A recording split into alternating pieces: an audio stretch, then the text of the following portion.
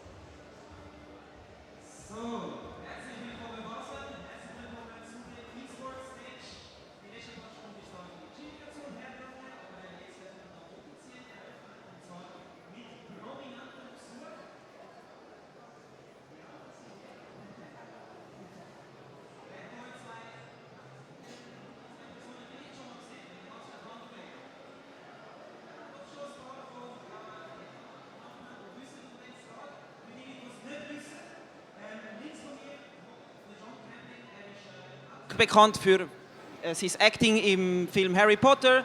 Er spielt dort einen Todesser, zum Beispiel der den Zug anhaltet. Die kennen ihr bestimmt alle, diese Szene. Er hat auch anders gemacht. Er spielt zum Beispiel auch den King Regis im neuen Final Fantasy 15. Also wenn euch sein Gesicht ein bisschen bekannt vorkommt, dann ist es wahrscheinlich von Final Fantasy. Obwohl er bei den Aufnahmen ganz anders aussieht, das erzählt er uns dann nachher noch. Und ebenfalls da, links vom John Campling, ist Victoria Atkin. Sie ist bekannt dafür, dass sie sehr viel Voice Acting gemacht hat für Games wie Fortnite, für Games wie Assassin's Creed. Zum Beispiel Eerie, how is her name? Evie Fry in Assassin's Creed Syndicate. Evie Fry in Assassin's Creed Syndicate. Thanks a lot. Oder auch Titanfall. Und yeah, welcome to you guys. Thanks a lot for taking your time.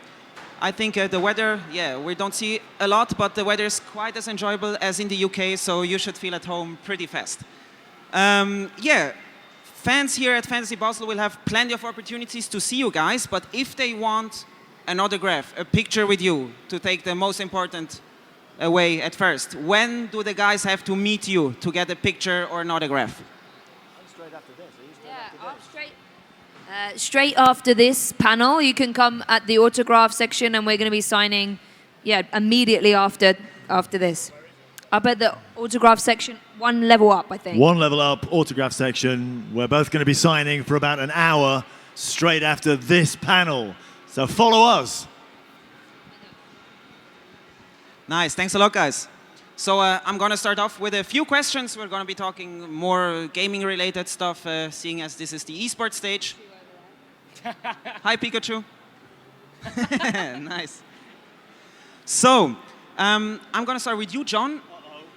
Yeah, I think you started with acting first and then got a little bit into gaming. Like, you're an actor, entertainer. Tell me your adventure. How did you get from acting into gaming, or was this independently?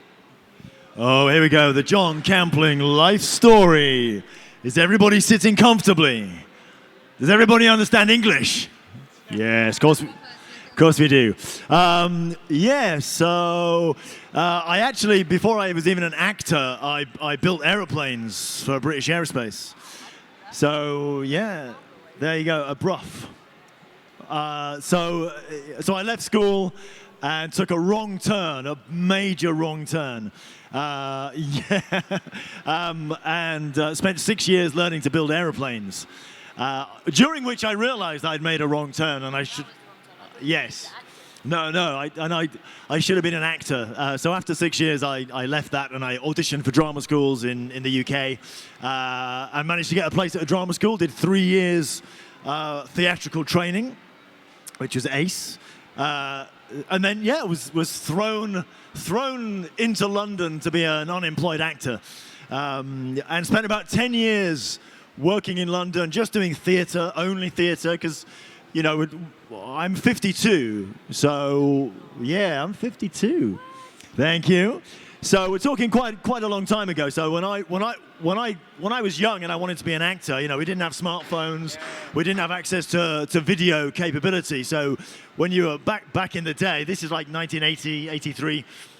The only acting you ever got to do was theatre at school, youth theatre. There was, film acting, it just wasn't something you could do. So I did 3 years theatre training, 10 years being a theatre actor. And during that time, things changed in the film industry. The DSLR came along, the Canon 5D changed everything. And suddenly people were making films at lower budget. So I thought, I'll get into a bit of that. And then by that time I'd grown my hair as well. So I left drama school with no beard and short hair as a romantic lead, which I failed to be for 10 years. And during that time, I grew my hair, grew my beard, and then if you grow your hair and beard, you become evil immediately. So, and then I got my lucky break, as it were, in Harry Potter, being cast as an evil Death Eater. And for a while, so then I did lots of other film stuff based on the back of that. Didn't do much theatre for a while. And then about 5 years later, the Square Enix team were looking for a face for King Regis. And they did a whole worldwide search. I think they had an artist's impression of what they wanted. And then the job was to try and find an actual human being who could live up to those characteristics. And it turned out to be me, which is weird but beautiful. And what about you, Victoria? How was your journey into, well, video games? Because, of course, you've done some TV shows and all that kind of stuff. So, where did I start? Well, I always wanted to do acting from a little girl. I was always doing that. And I went to drama school too. I put on my studies. I did university, and then I did a master's degree all in acting and drama.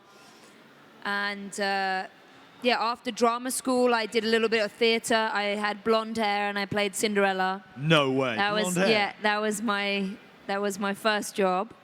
And then I went on to a TV show called Hollyoaks, which is a big TV show in the UK, where Ricky Whittle and I worked together, who's another guest. Oh, wow. So I know Ricky from there.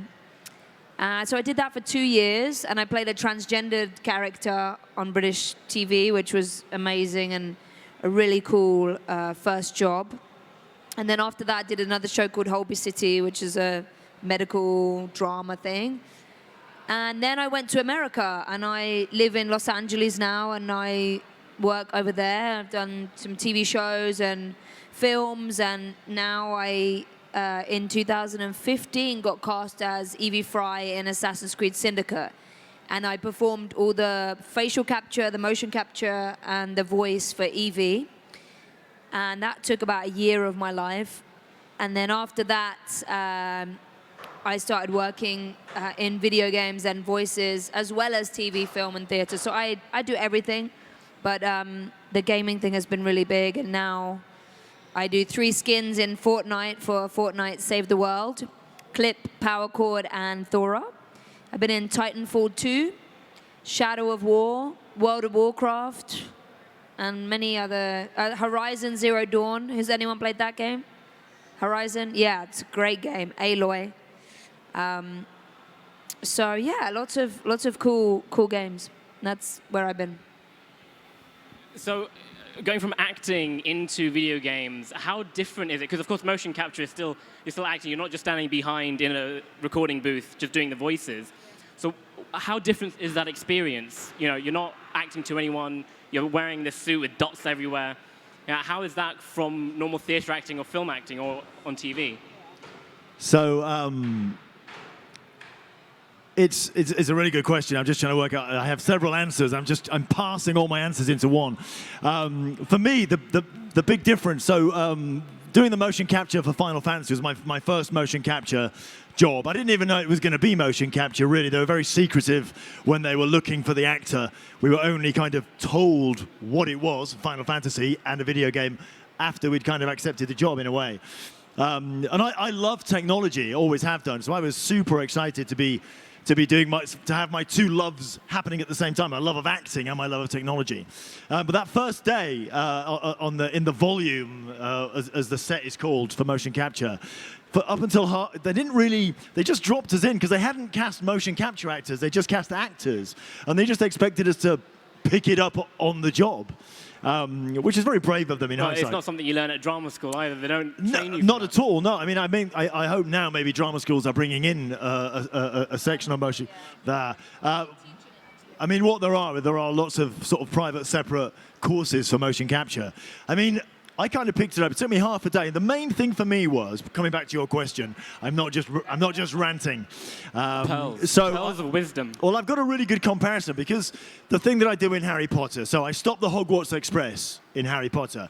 And for that, traditional 35mm filmmaking, me, 100 crew, and the Hogwarts Express all went to Scotland. And the train is really there. I'm really stood on the train track. I'm really dressed as a Death Eater. And the Hogwarts Express was really driven at me. And when I raised my arm, it really stopped. So I didn't have to do much acting. I didn't have to imagine anything. It was real. And then 5 years later, I'm on the set of, I'm in the palace, King Regus's palace, but I'm in a mocap studio. And there's nothing. Nothing. Just a studio space. You can't see anything. It's all not. Put in it's just post. I don't look like King Regus. I don't feel like King Regus. So suddenly, I'm trying to muster this super high status character, and there's nothing to help you. It all has to come from in here. And also, I was still thinking, technically, it's filmmaking, and the final result is filmic.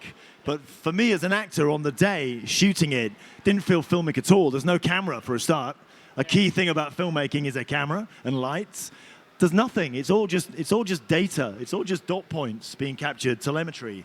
So about halfway through, I kind of told my brain to stop thinking film and start thinking theater, because it's much more like a real-world theater space. You don't do reverse shots. You know, they can pull all that data in post later on. You don't have to do it as an actor. So it was a huge challenge for me, thinking, you know, there's nothing to help me. Stop looking for things to help you, John. Of course, that must be hard it's as all an actor, here. because you react off other things, Well, your yeah. environment. You react off that huge Yeah. 300-ton steam train coming towards you. I better stop it.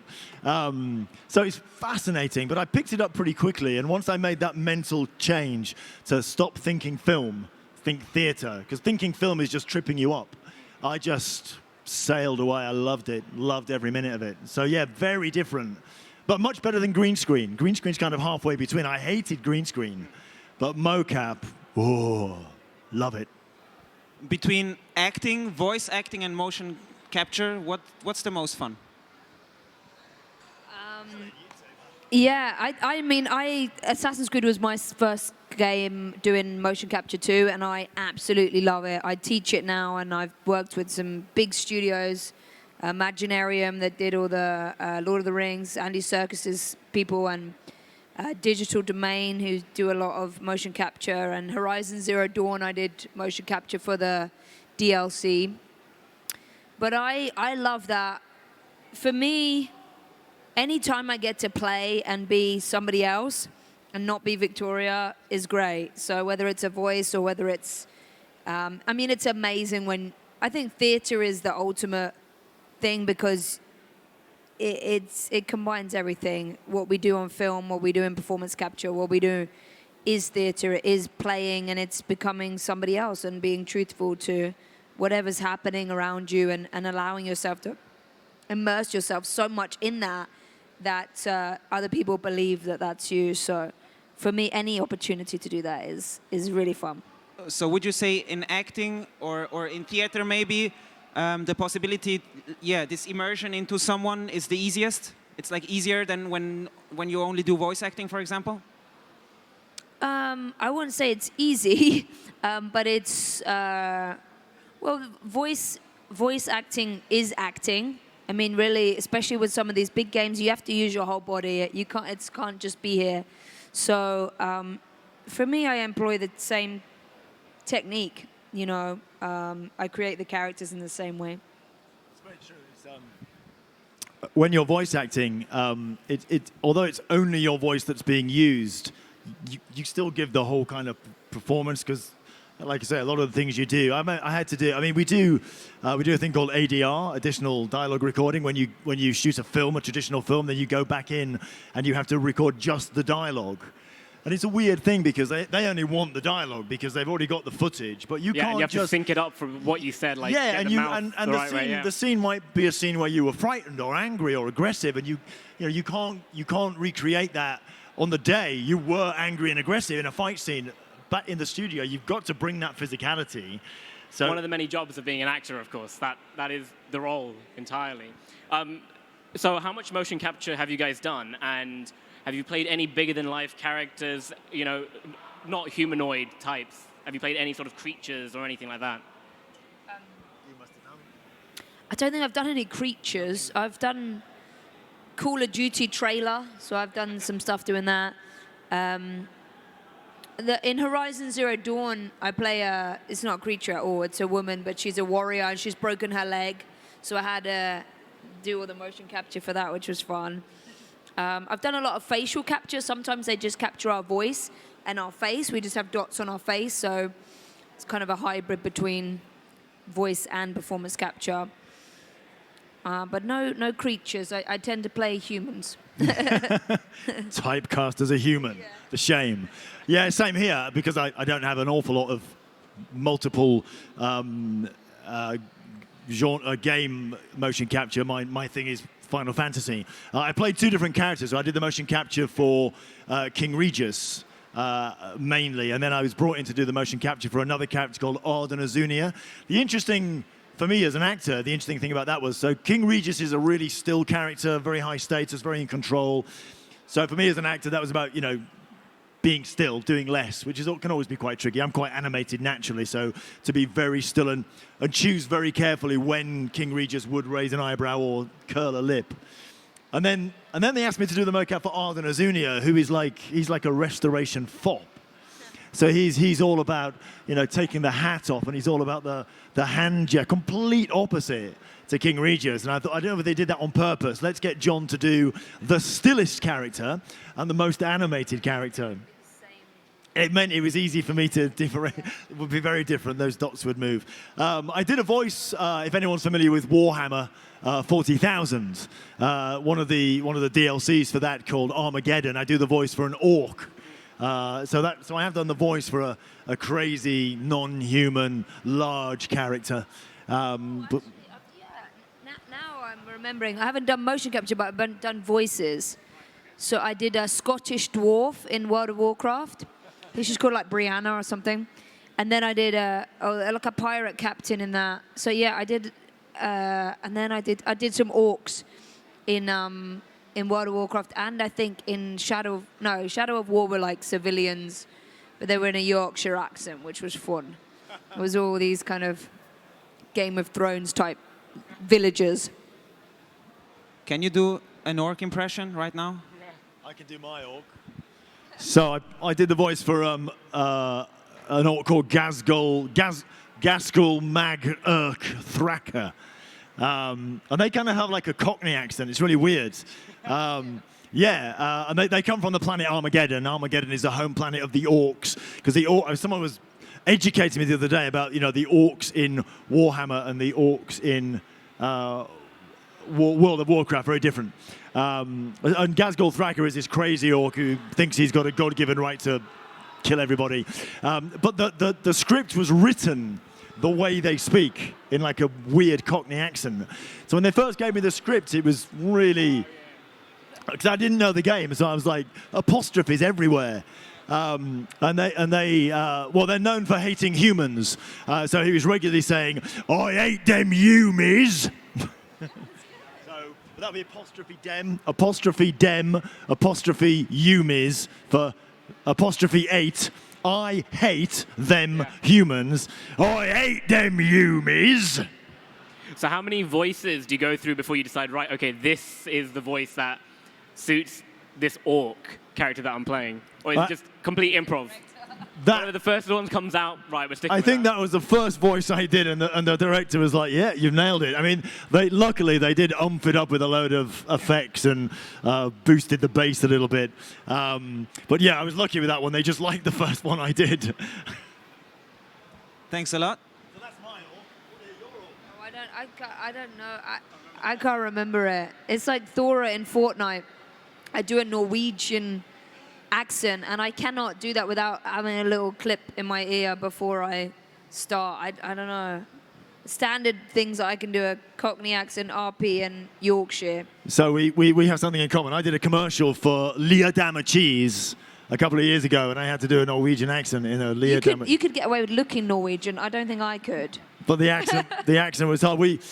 We'd all turned up for the audition as well. They didn't tell us beforehand, so all these actors turned up for this audition, and then the casting director came out to kind of just brief us all, which is really nice. You know, hi guys, I'm the casting director, so we're going to take you in one at a time. And then he just suddenly, we'd all been given the script written in English with no hint.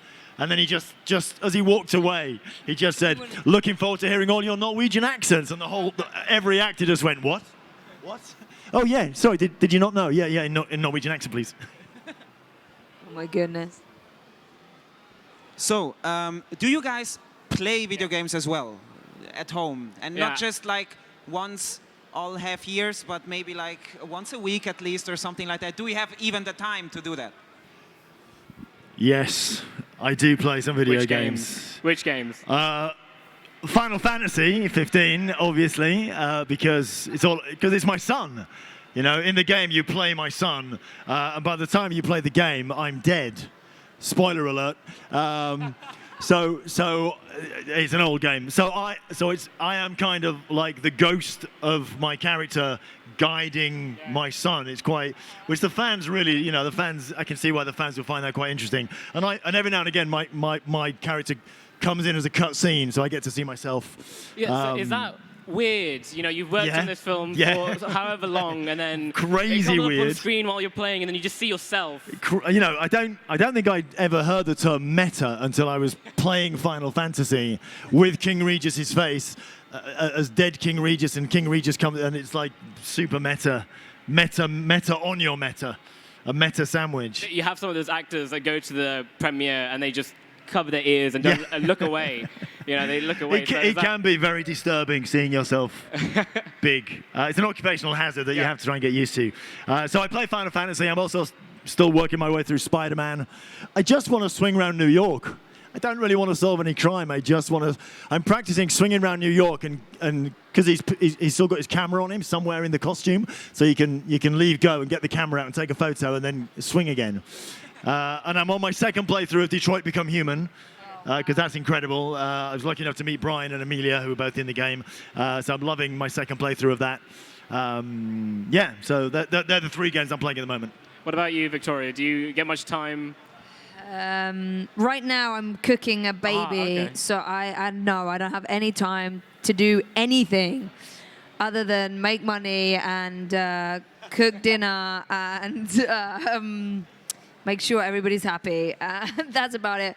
But I love fanfic. I'm really excited. I love Harry Potter. I love Lord of the Rings. I really like to read, and a massive moviegoer. So I'm into the fantasy world, but from a different angle.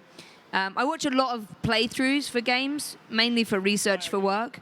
And I enjoy that, and I find it. I watched all the way from the beginning of Horizon Zero Dawn to the end, all the cutscenes. It was like 3 hours, a movie. Yeah, longer than it was some amazing. Films. Yeah, we had a good time watching that. I watched the God of War one, which was 8 hours. Oh my goodness, like 8 hours. But it was I want to watch that, but once you start, you can't stop because the stories are so good.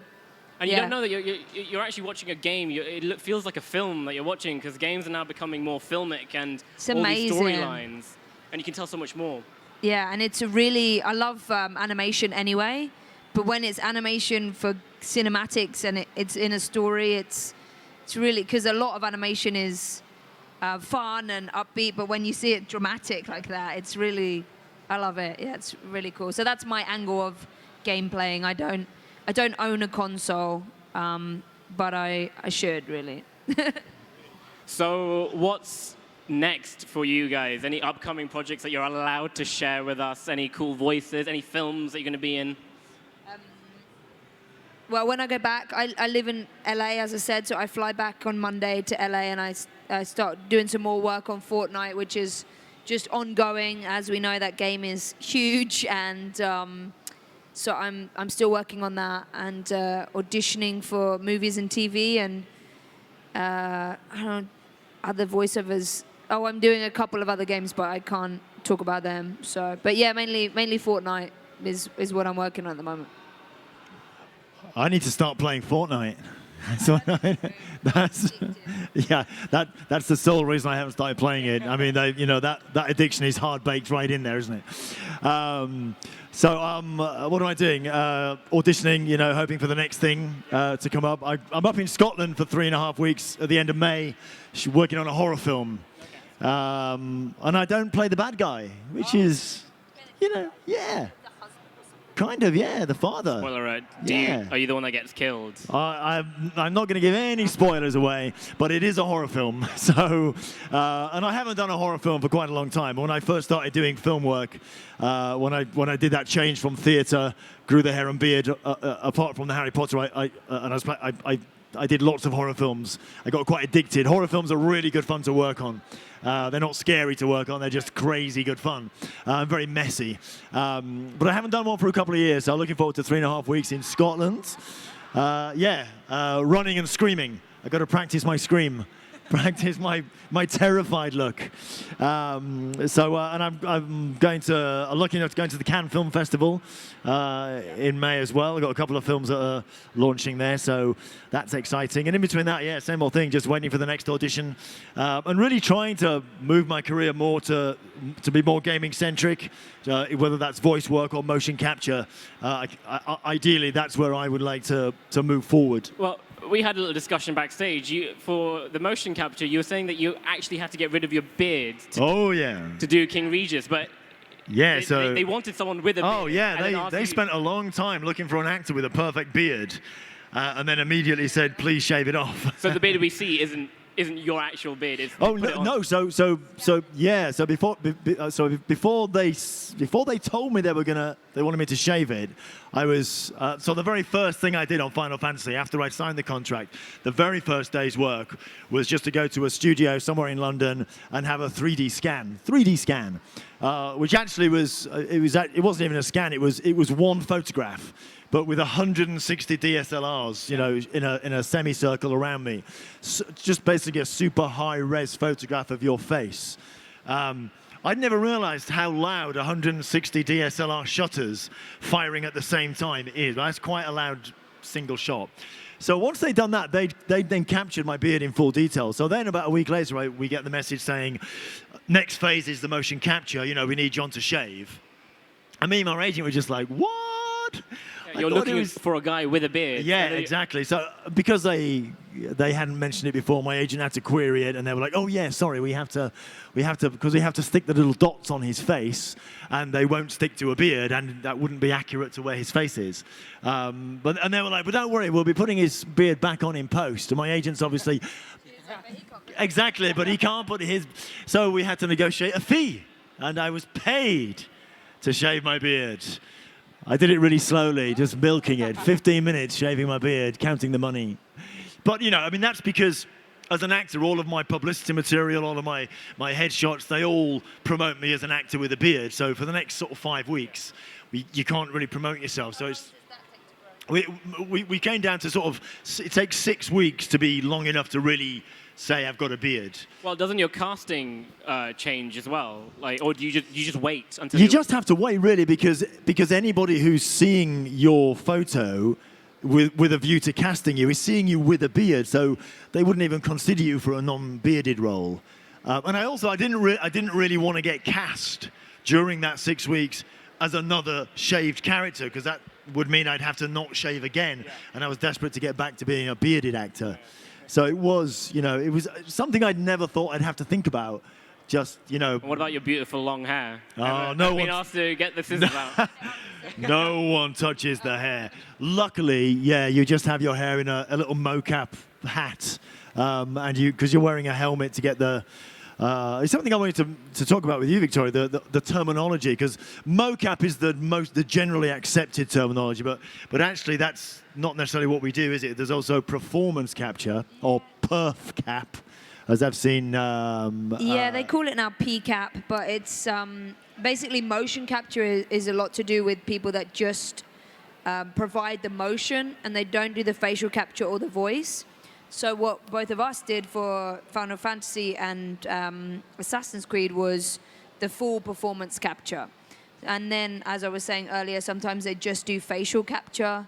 One of the characters on Horizon Zero Dawn, I just did the face and the voice, which is a type of performance capture, but it would be facial capture and voice. No suit, just body. Just the dots on the face.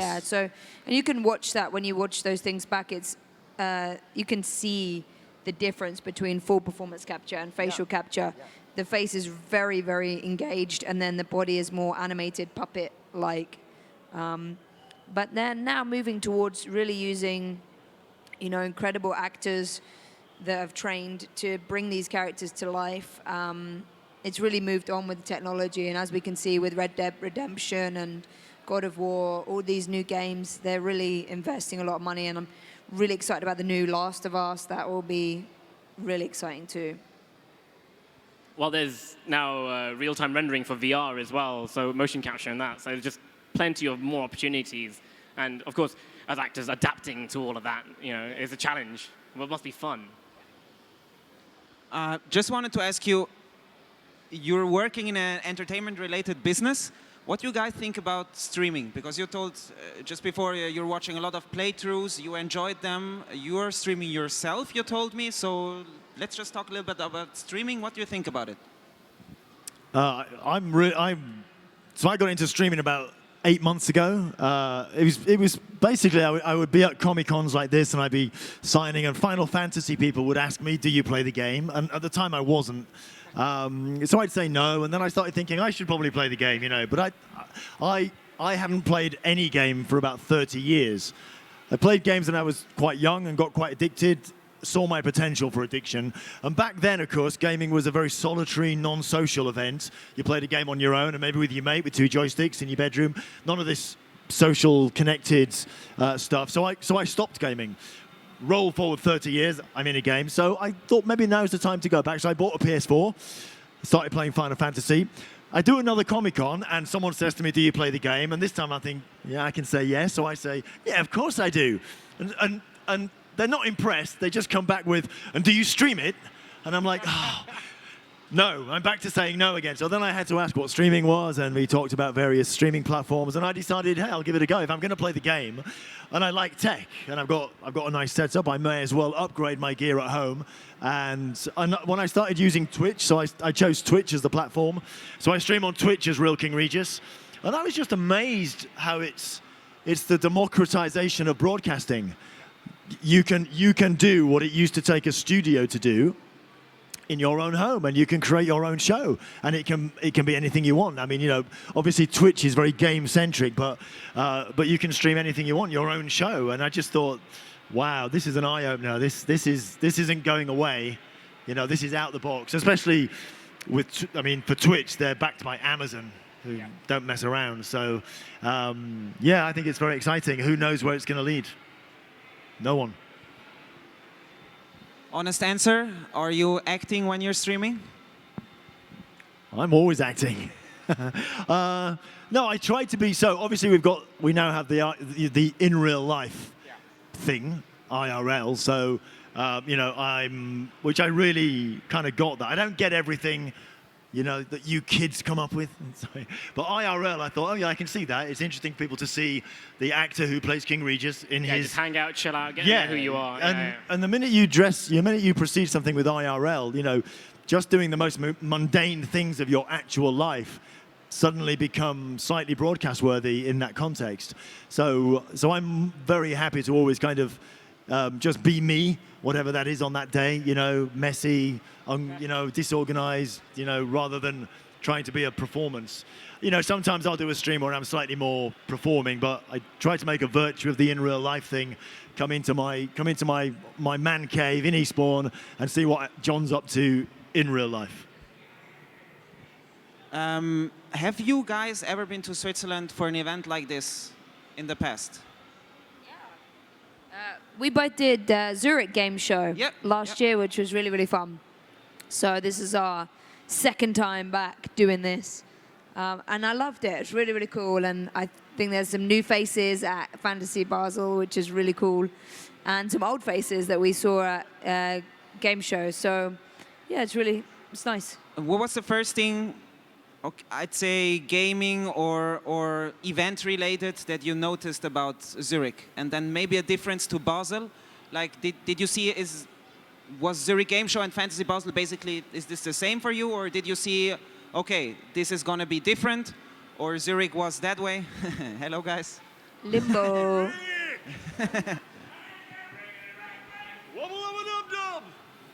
Nice one, nice one. No worries, no worries. That was perfect. That was perfect. So, yeah. The difference between them both, I think this is a little bit of a bigger show, right? And it's obviously encompasses, you know, more of the fantasy world as well as gaming. I think the Zurich Game Show is very heavily focused on gaming. So, but it's fun. It's all fun. I'm going to ask more directly then. What can you tell us about Swiss people? Or Swiss gamers, maybe even? Swiss gamers? I'm going to just say it's stereotypical things. Like, you guys make great chocolate. Seem to be very friendly. That's so far my experience. I like Switzerland. It's beautiful as well. Really nice country, good people. Yeah, I always feel very good when I'm back in Switzerland. It's actually my third time, Victoria. I did a sneaky visit in December, the end of December. Yeah, to Langenthal. Yeah. So there's a lovely little place called Langenthal, and at the end every year there's a factory on the outskirts of the town that makes houses, as you do. And it's a really lovely factory. They have a lot of commitment to the local community. In fact, they saved one of the town's cinemas. And now every year they take out all the machinery in this factory and they turn it into a magical cinema. And last year they were screening a Harry Potter film, and I got to go and hang out there. That's so fun. And that, just fantastic. So yeah, same thing. So I think, I don't know, I feel... what are the right words? I mean, Swiss people just seem lovely, without, genuinely lovely. Every interaction I have with everybody at every level, whether it's the organizers, the guests, the staff, just Very welcoming. Very welcoming, very polite, very able to answer questions, and very capable and Coming back. Yeah. Yeah, not so wubble lubba dub dub on the way back though.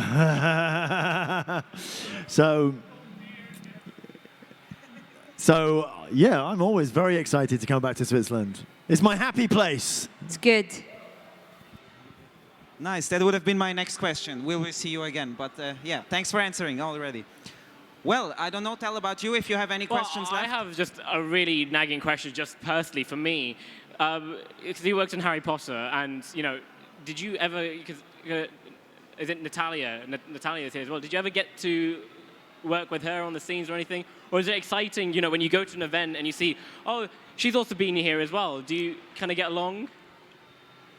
Yes, we always get along. Okay, yeah. To be smart. Sadly, I never got to work with Nat on Harry. Obviously, it's a huge project over 10 years. Yeah. And I only did about 2 weeks, I just got very lucky, I stopped the Hogwarts Express. And whilst as an actor, I appreciated that was a cool thing to do. I had no real idea that would be something that would kind of fix in the fans' minds and allow me to come and do events and meet people. I never expected Harry Potter to really put me on this circuit because I don't do much.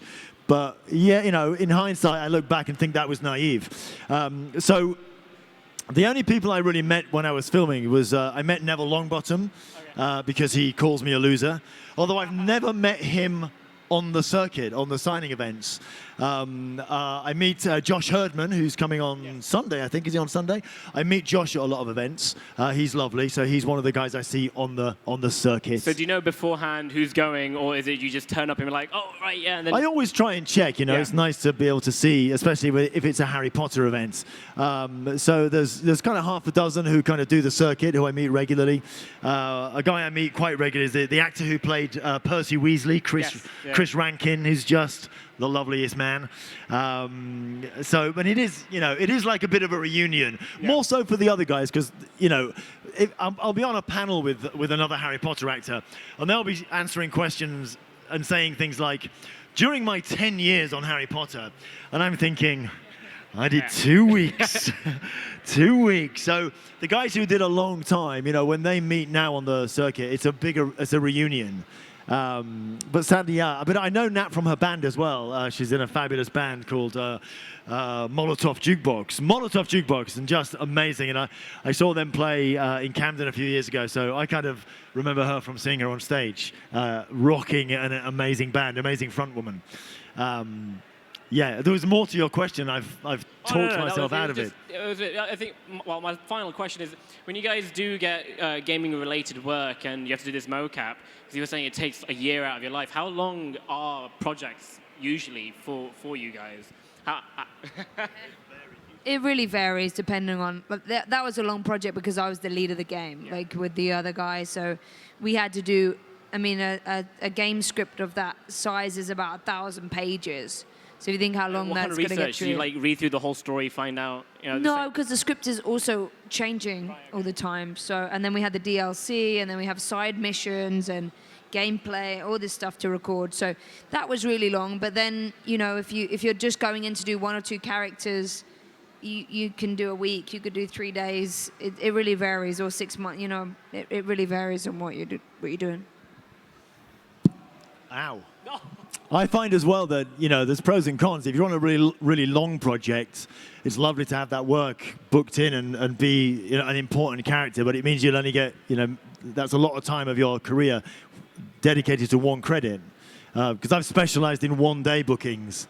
Because it turns out quite often the long-haired, bearded, crazy character is just someone that the main characters meet along the way. Right, yeah. So I get to turn up for a couple of days, do something for that scene, and then move on. So I can rack up lots of credits doing one-day jobs. But then I start longing to go back and spend time with those people. And I guess for us, really, a mixture is ideal. Some longer projects mixed in with a few short projects. As with everything, a bit of variety. Well, thanks a lot. Thank you very much for your time. It was lovely. It was very interesting talking to you. Could we have a lovely, heartwarming Swiss round of applause for Victoria and John, please? Thank you very much. Yeah, of course. So you guys are now going upstairs, Yep. autographs. So follow along, get your autographs, get a picture, if you guys can take pictures as well. Yeah, thank you very much. Yeah, cool. Thanks a lot. Have a nice evening, and we'll see each other in a few minutes for the Swiss Gaming Challenge Starcraft 2 final.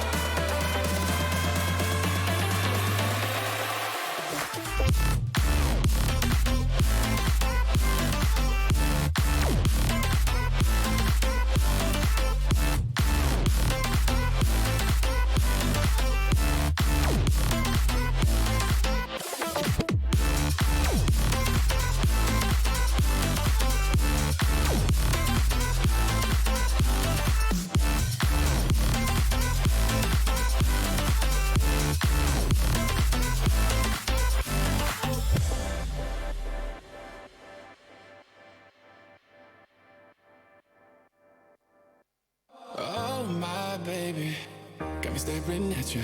So I'm crazy, won't you bend that back for me? We won't stop, got your feet both locked. You get to fly with me. I can take you down for a ride. take you around my life. Jaywalking, crosswalking, lip locking, but you, I know it, you know it, we make it.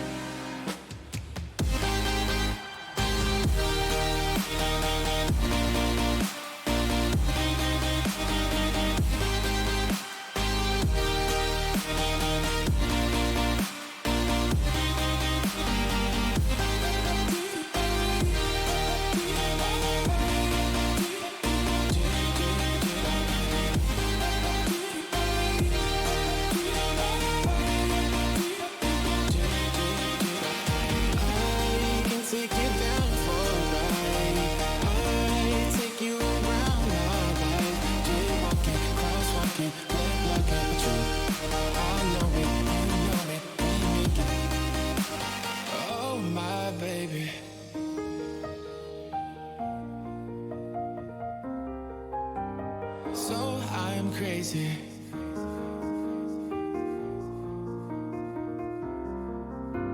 Oh my baby, got me staring at you. So I'm crazy. Watch you bend that back for me. We won't stop. Got your feet both locked. You get to fly with me. I can take you down for a ride. I take you around my life. Jaywalking, crosswalking, lip locking, but you, I know it, you know it, we make it.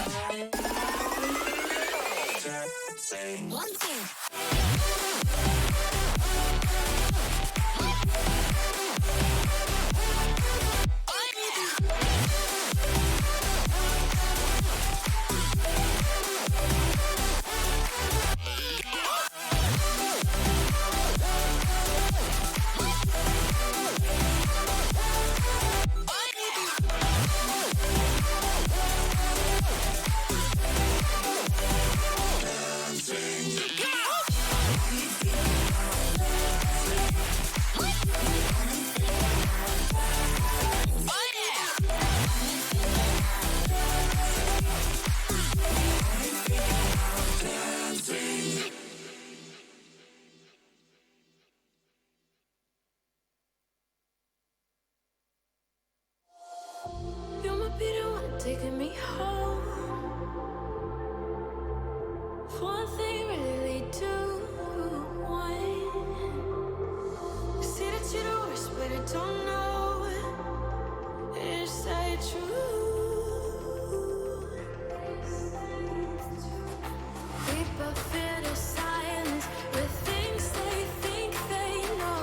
Baby, that's why I just be free and let it all go. Let's go. I don't care what you say, it's true. Don't matter to me, 'cause I want you.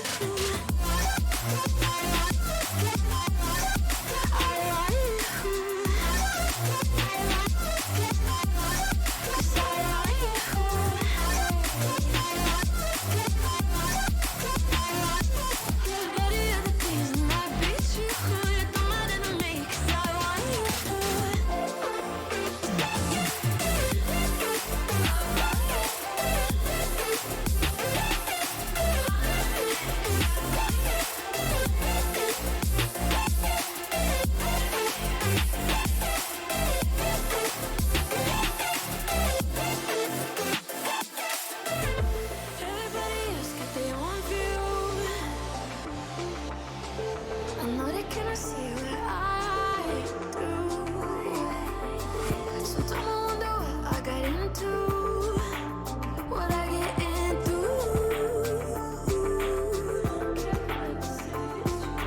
Hey, oh, but then he's smiling, but inhibitions fade. Not no point in trying. I know I can keep away. No, I don't care what you say. It's too good. Don't matter to me, 'cause I want you.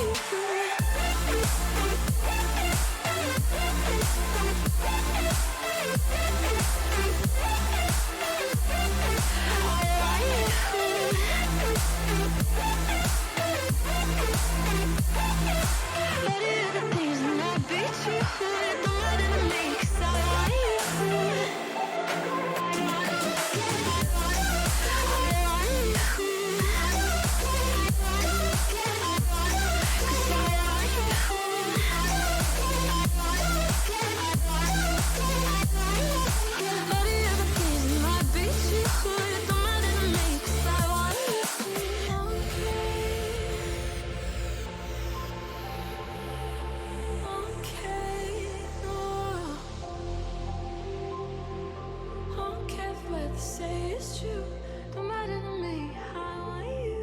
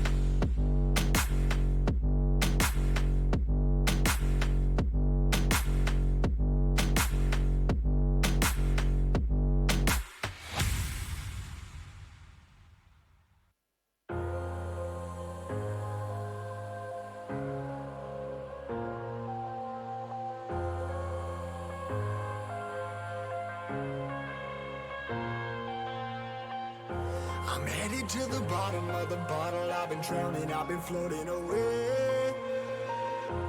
Every other dollar that I got in bed, I probably went and pissed it away. I ain't fucking okay, I ain't liking it, babe. I don't even wanna talk, I'm just smoking my haze. I've been stuck in my ways, I've been stuck here for days. I've been staring at the clock as the radio plays. I'm enslaved. Yeah, rolling another, I'm stuck in my seat from the whole control of my speech. Yeah, I've been trying to get off this couch for a minute and a whole damn week. No kidding, I'm skinny, I cannot eat. Got a million motherfuckers that depend on me. Yeah, every friend in my family, from a girl, every fan I meet myself. I'm too on till I'm too off. Come down to make new thoughts, like jumping off of that rooftop. Whole life never when I do not to make moves based on my mood drops. Like who's lost? Like who's lost? It's yo, stop. Steadily killing me, running my brain full of shame. I don't wanna lose it. Full of stage, trying to find my pain. I see the sun coming out of that rain. My day really not tame. I'ma never slow down. I'ma never behave. Stuck inside this prison, inside this cage. It's taking over.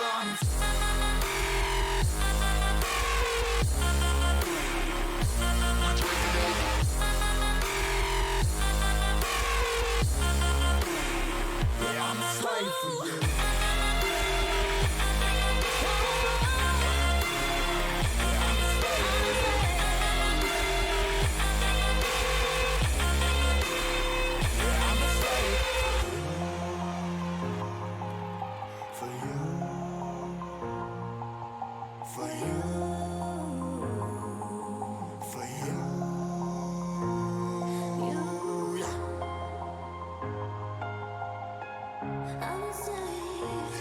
Slave for you.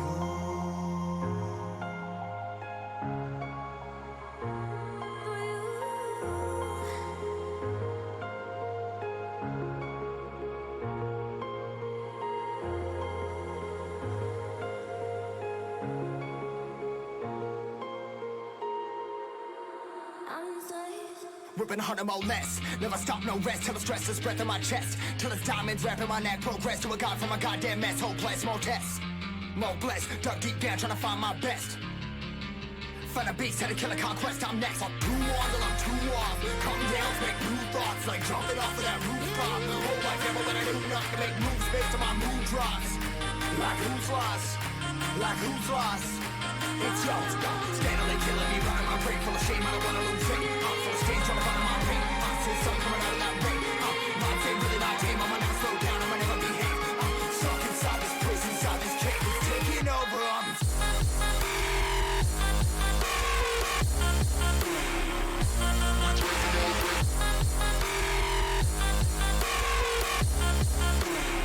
Yeah, I'm a slave for you.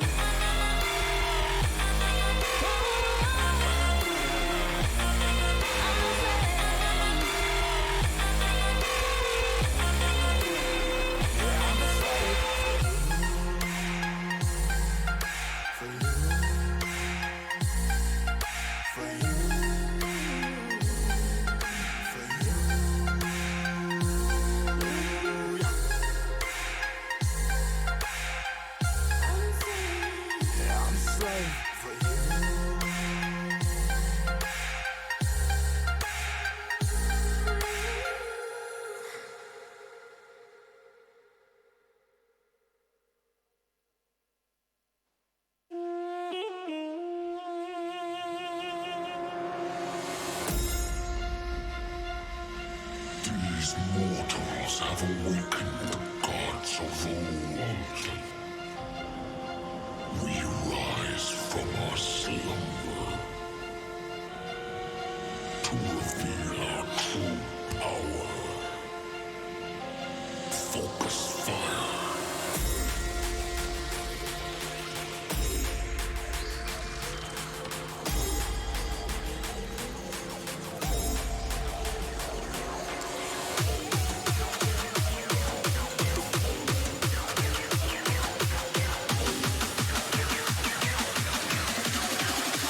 Now to strike.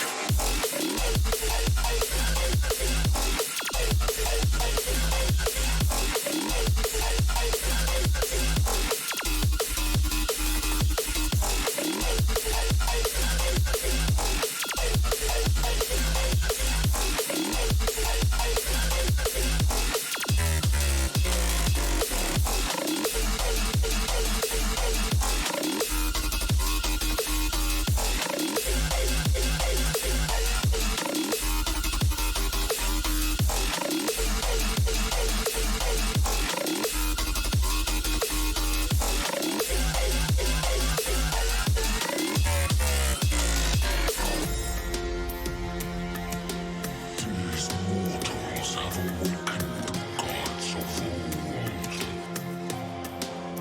We rise from our slumber to reveal our true power. Focus fire.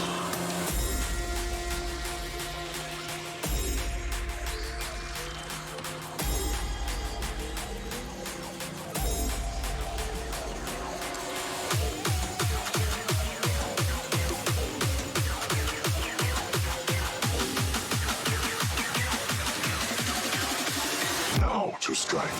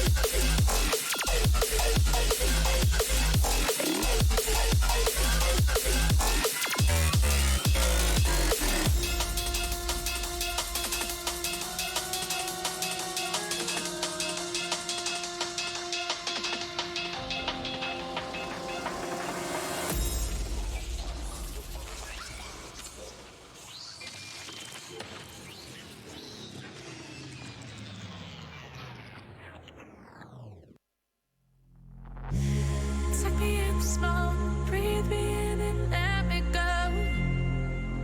Filling the lungs inside you, and the blackened eyes make my way into your So, mind. herzlich willkommen zurück, liebe Fantasy Basel. Herzlich willkommen zurück zu der E-Sport Stage. Ich wünsche euch ganz einen guten Abend.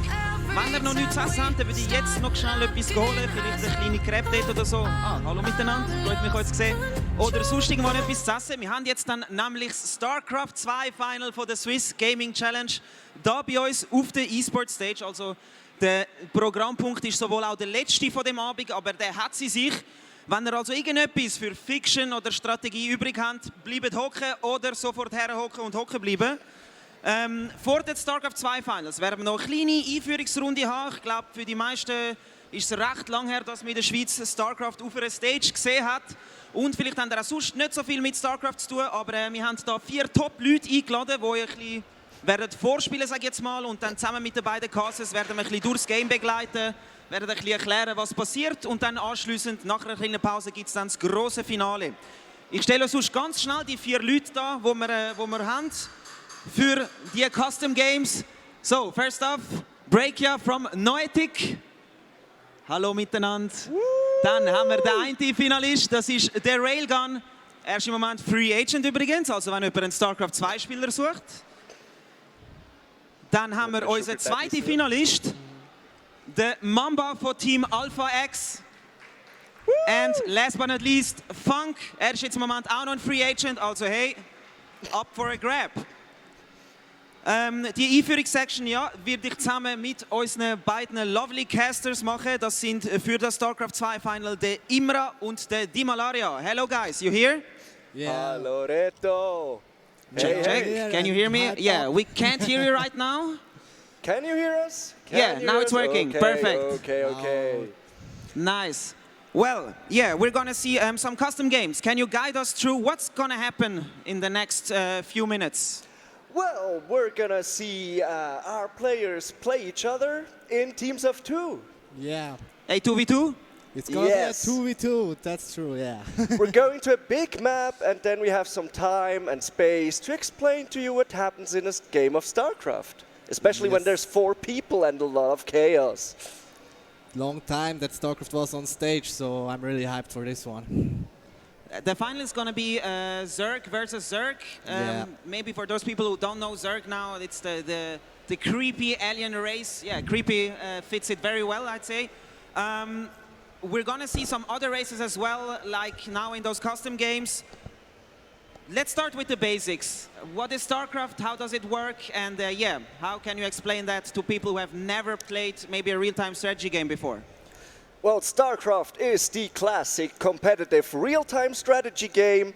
It's not as slow as a game of Civilization or something like that. It's a lot faster, a lot more micro, and it's basically also one of the reasons that League of Legends and Dota and all of those games exist. So let's say you're piloting a whole team of League of Legends players, and you need to first build them in little barracks and everything. Yeah.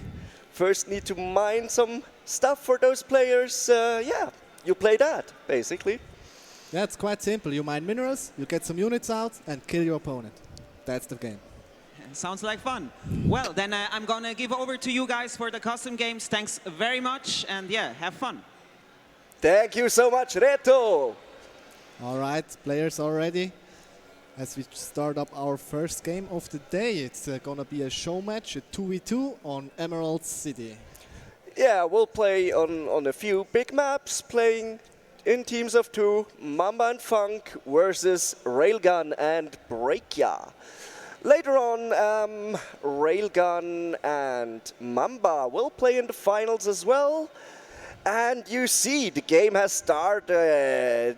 In the top left green bunker, we have Mamba. And he's playing together with our blue Zerg player. It is Funk. And they're against the red Terran as Railgun. And next to him, it is going to be Breaky as the Protoss. All players are playing on their off race. So normally those people would be playing a different race in this game, but we see here that Funkus is playing Zerg, Breakia is playing Protoss, Railgun and Mamba will be in the finals. They usually play Zerg. This time they play Protoss and Terran. We see here the first workers of the Terran army going to a ramp, building a few buildings to block off that ramp, and then create some soldiers out of that buildings. Yeah, an important thing to notice is on the bottom left you can see the minimap, and the players have to mine minerals. As you can see here, the Railgun is mining some minerals, as everybody else as well, and they need it to make units. In the top left you can see the production tab, so you can see what they are going to do. For now on, it's just like get some production facilities going, get the minerals income higher and higher, and yeah, we are just waiting now to get the first units out.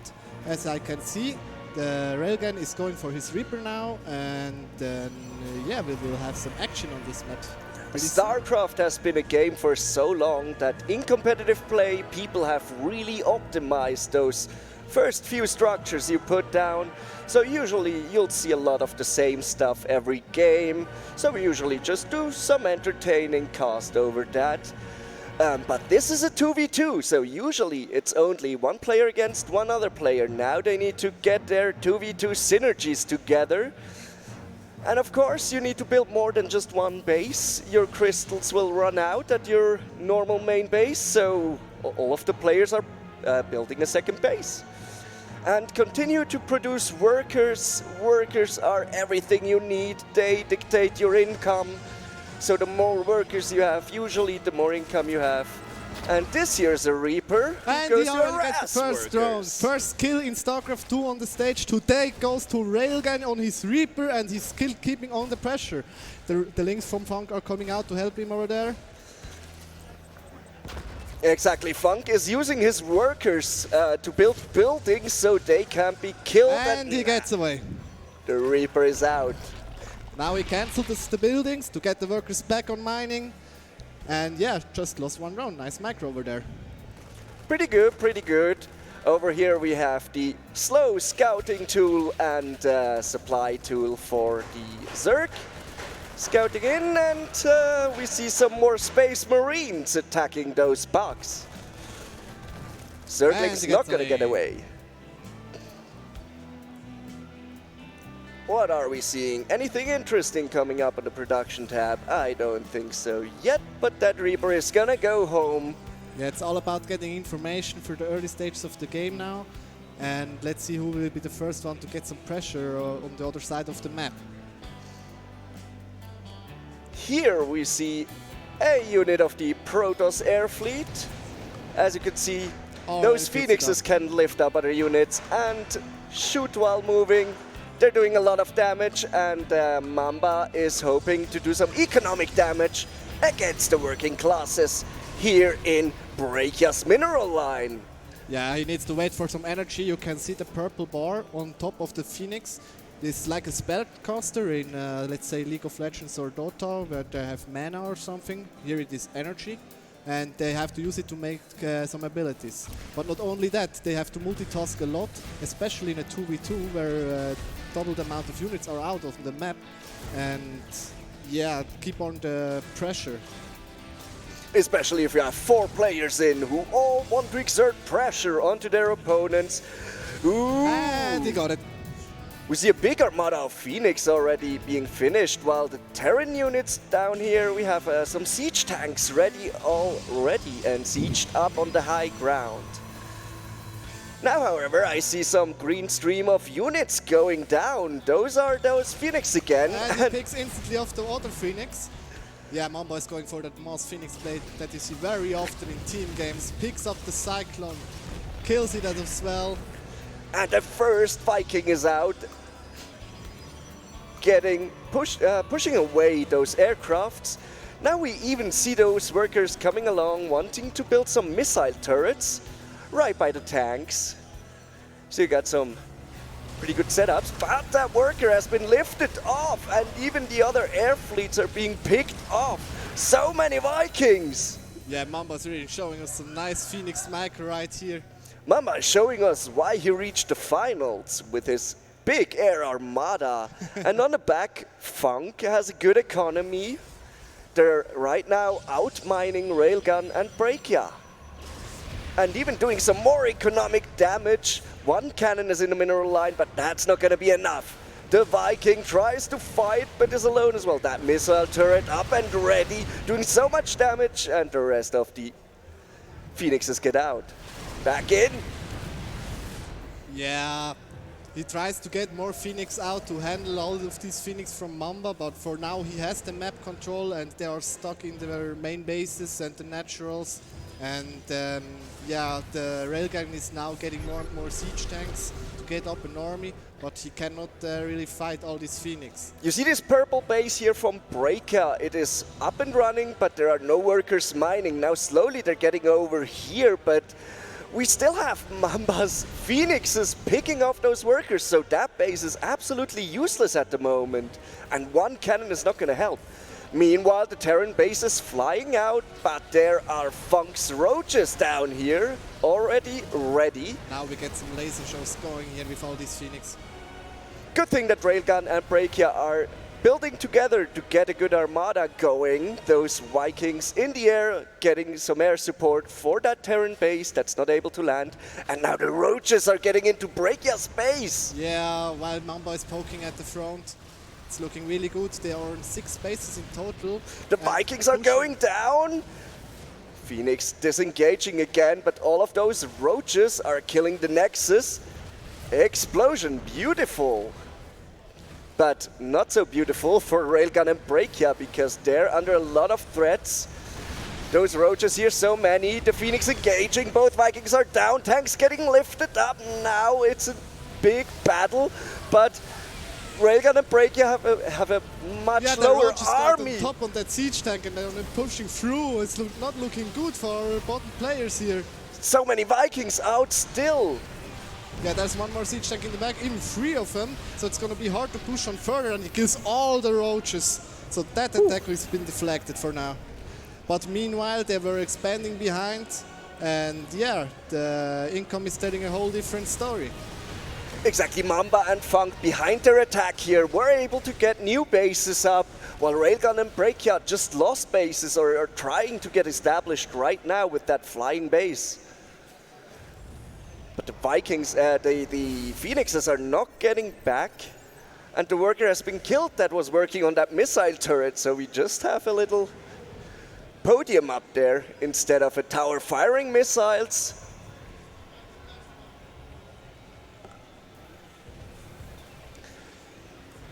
The Armada still here, and Oh my god. Funk now has 5 bases up and running. Yeah, Funk is on 140 supply right now, while But Break is not even reaching 70. He's on Funk is on 72 now. 83 workers, man. Yeah, look at That's this swarm of crazy. roaches crossing the map. Now our blue Zerg Funk is just producing units behind his 83 workers. He can now put all of that, those crystals into making roaches and Zerglings. A Thor is back there. And the siege tanks are now sieged up. We have a good Terran mech army and the Protoss mech army is coming together there. We see 2 Immortals walking down. But now we see Roaches getting behind. So many Overseers with them in there. The Viking fleet against the Phoenix fleet. Now the Phoenix is in the main base of Railgun. Yeah, meanwhile, that Funk down. is breaking through the rocks at the top side and pushing on over there. Yeah, he's getting this space again. Funk is able to kill that missile Yeah, tower up Railgun there. is now repositioning. Yeah, he needs to retreat there. He needs to retreat. Absolutely. Mamba and Funk now in a good lead, actually. Even though this turtle of our Railgun and Brachia is getting harder to break, but there are so many roaches marching in. One Colossus finished. The Immortals now they're on the high ground as well. The Phoenix still in the back of the Terran army, sniping down all of those Vikings, now even lifting up tanks. Yeah, they have the whole map on the top side. Their income is much higher. They have more minerals, and that's how you get a bigger army in this game. And yeah, you can't really micro out of this one. We They're see this really roach army trying here. to, This but blue army is getting sandwiched in, but still doing so much damage. Look how low those roaches are, but the Hellions slowly burning those down. Meanwhile, though, the mineral line is being absolutely ravaged by those roaches. And even the Thor is losing health rapidly. Now back in the main base, you see those minerals are almost gone. The Immortal doing so much damage. Ooh, will he get the Colossi? The Colossus will survive for now. But the Phoenix squad back in the game, moving in. Now the counter Phoenix is coming out, but there's so little Phoenixes from Brachia. Yeah, he's flying over their main base. Is really annoying for him to play this way. Those Meanwhile, Phoenixes Funk paid is- for themselves, like twice over. Yeah. And they have to stay at home, so they can't really make some damage on the other side of the map. And he's even mining on the gold mineral patches. And look at that blue flow in the north. Slowly getting down this rubble of this ramp so they can attack from the north side or even get a 2-pronged attack going. The Hellion squad, though, is rolling out, getting to the north of the map. So many Zerglings are here and they enter Just a Brachia's single base. cannon here to defend. Now morphing in more, but the Phoenix squad intercepted the Hellions and the Zerg in your base, killing all the workers. Now the Colossus coming in with their high range and AoE attacks. Zerglings running for their lives. Yeah, but the Phoenix are coming back in again. Now many missile turrets here in the middle of the map to deal with this kind of harass. Yeah, that's how 2v2 needs to be. Railgun great at building those stationary defenses at the opening there. The Terran missile turret's a lot better against an armada than the cannons of the Protoss, but now we have the Protoss mothership cloaking all of the units below it, even your teammates' units. The armada is going in, all of those Zerglings are invisible and destroying everything on the ground. There Now comes the scan. They see it. Railgun now some sees missile everything. turrets there as well. That wasn't the problem, but yeah, they have Mothership, carriers, interceptors, all of them are up there. You see all of those interceptors flying around the Thor and around those Hellions. Oh, Hellbats, I mean, now. Yeah, there's the GG being caught by Break. He is already getting out. It's a massacre. The cloaked Protoss army destroying all of our players' bases here. Even Corruptors shooting out some infested Terrans. Mama and Funk win game 1. Woo! Did you get any of that? I hope so.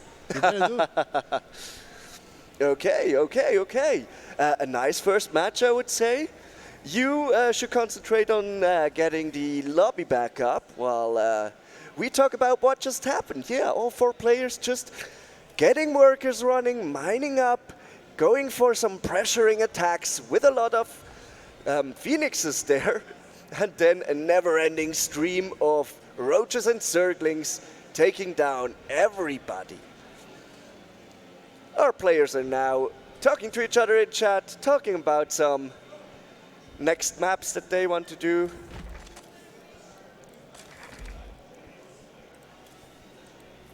And yeah, of course, Mamba and Railgun will stay on stage after our first entertainment block tonight, and they will show you how to play high-level Starcraft. The last weeks we've had some previous rounds going on. Last week the semi-finals, we saw a lot of good play from those 2 guys. Yeah, we did. And we hope for an even better finals match, of course. If anyone's interested in the semi-finals, feel free to find the VODs on twitch.ch/imra_HD. Isn't that right, Imra? That's yes, right. Yes, it is. Yeah, I'm waiting the player right now to get the second round going. Let's see if this will be as one-sided as the previous game. Yes, in the previous one, we had Mamba just getting a lot of pressure done. Yeah, with this Phoenix play. Some people who usually don't play 2v2, so they usually don't know those timing attacks that can come in on a 2v2 map. Especially if each player can properly support the other. Like getting a fleet going while your friend is getting their economy up.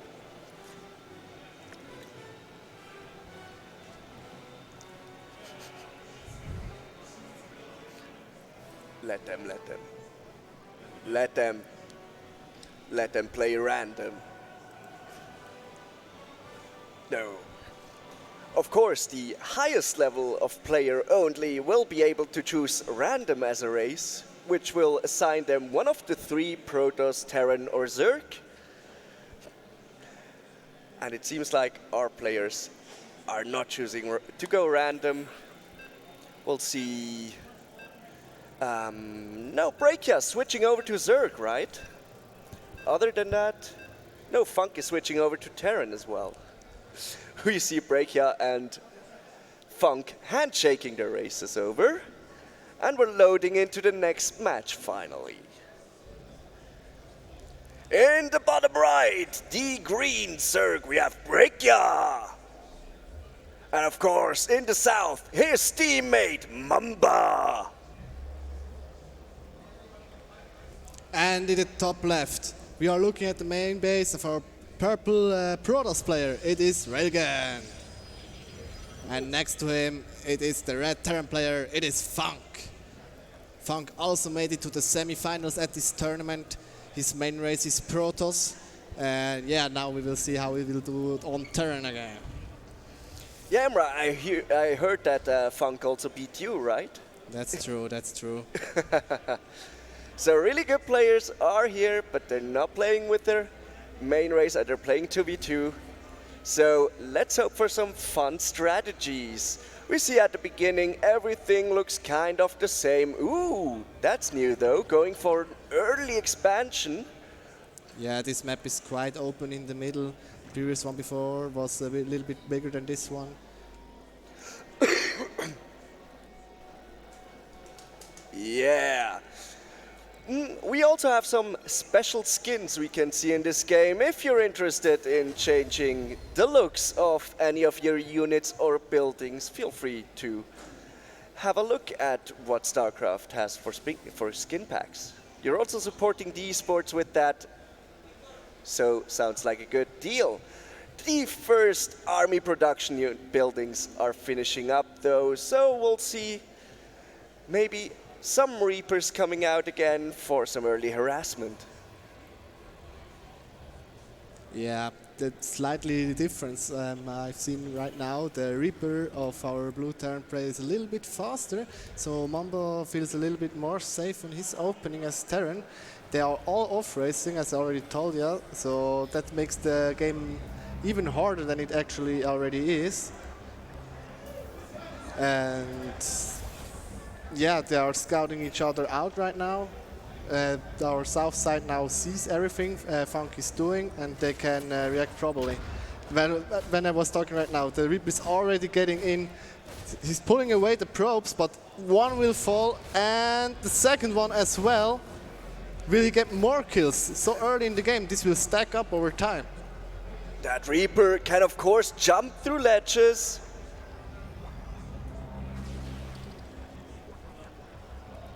And we're continuing on.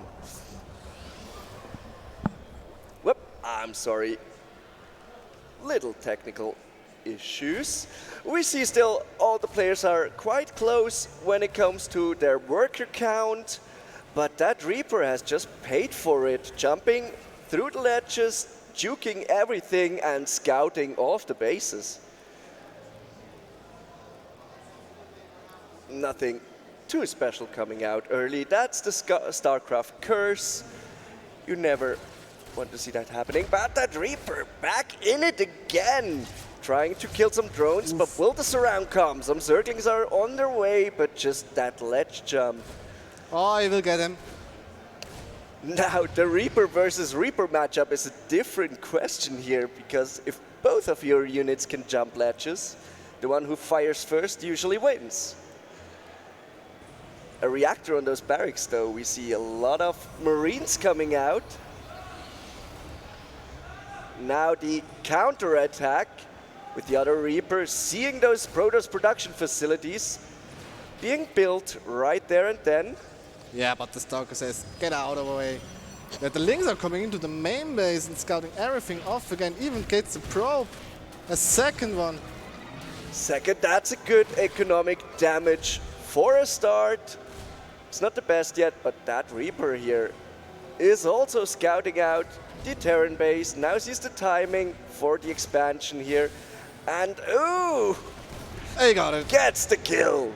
And then gets killed in return. Starcraft is a really bloody game. Yeah, it's all about timings. All players are gearing up right now for an army to have very early on in this game. A free base for Breaky.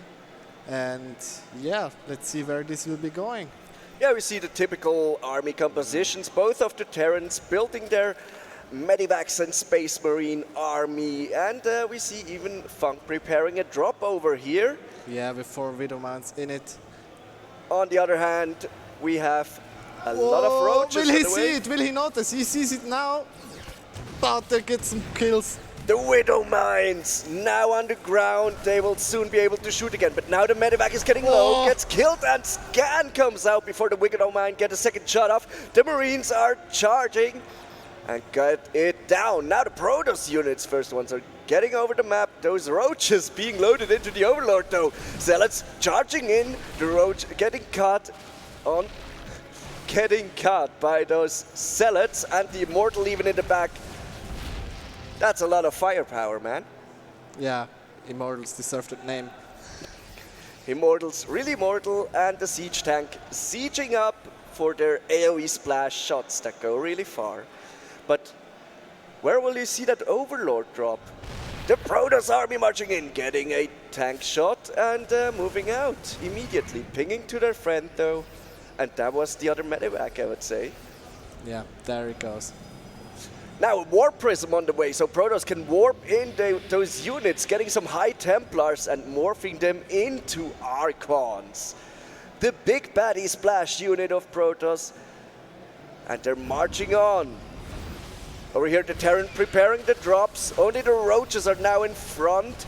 Medivacs dropping the Marines, healing them up. The tank being in the back line and shooting those Zealots, getting killed a Scan just to see where the Protoss army is going and how many they are. One Archon has already fallen, so that's pretty good, and the next drop is probably coming in there in a minute in the south here. The new Widow Mines burrowing themselves, and 3, 2, 1, boom, boom, boom. There goes the mineral line. Yeah, well, all this is happening. The push at the front was distracting him. Yes, those Space Marines were able to move out and press back the Protoss army. But now the Roaches are in a good position. Even though that base has to fly away from all of that machine gun pressure. It's really looking good for Breaky and Mamba this time. The Roaches are defending and goes down. Perfect. The Roaches in the base already. Protoss now moving out again. Those Archons can micro so good with just a War Prism Still on the some way Roaches there. left in the main as well. New Roaches going there, but this Protoss army here is harder to kill, especially with just a few Roaches, which aren't the greatest unit for the supply they give, but just a sturdy mid-game unit.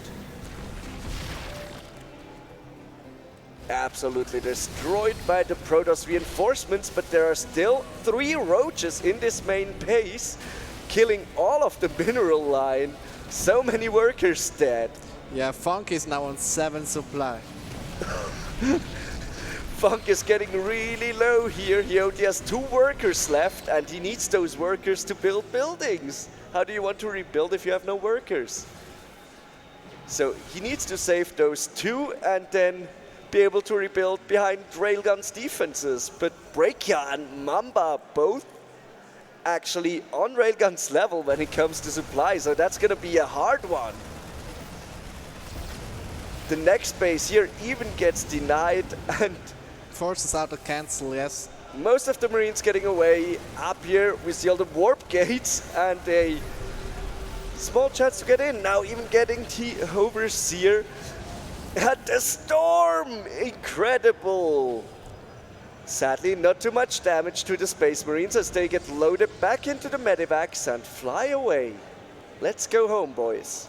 Yeah, for now it's all about Railgun to make something happen.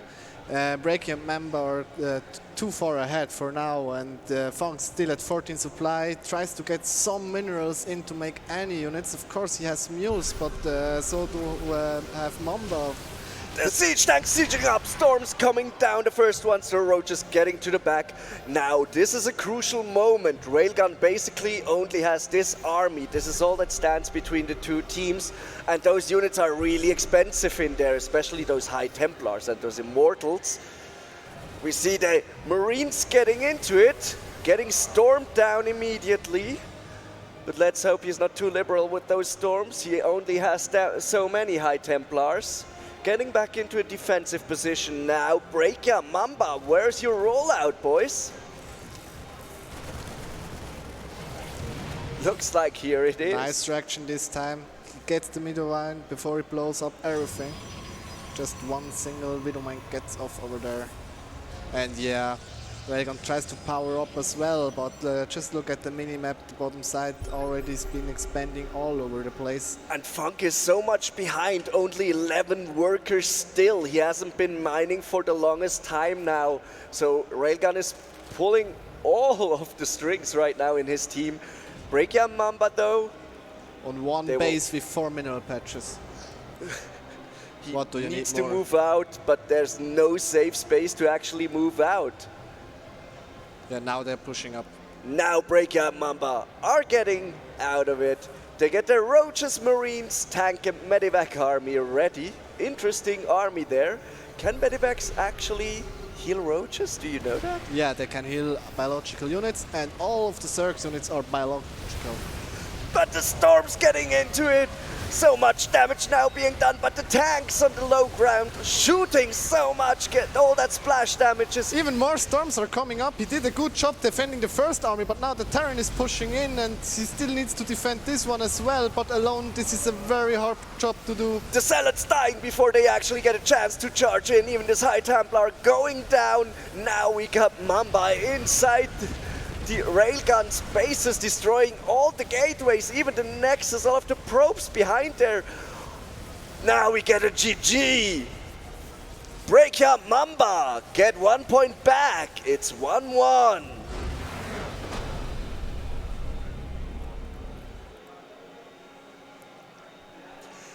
Thank you so much, guys, for this show match though, but I think our finals players now need to get backstage and prepare for their big finals in around 12 minutes, so we can have another show match between Funk and Breakia. All right. Not yet? Okay, we're doing another match. Great. Thank you very much. Guys, choose your next map. We'll end this best of 3. And after that, give you the finals. I hope you're enjoying those matches. And I hope the next ones are getting even crazier. Oh, okay. Okay, we want to switch over to our finals cast. Do we have Reto on stage yet? Is he there? Reto! Reto! So how long? We, How long is this thing going to? we can do another match if you want, but no, we can do a match with the 2 other people. And we can do a match without the finalists, just the 2 others. Schnell, Nummer mit den 2 Jahren.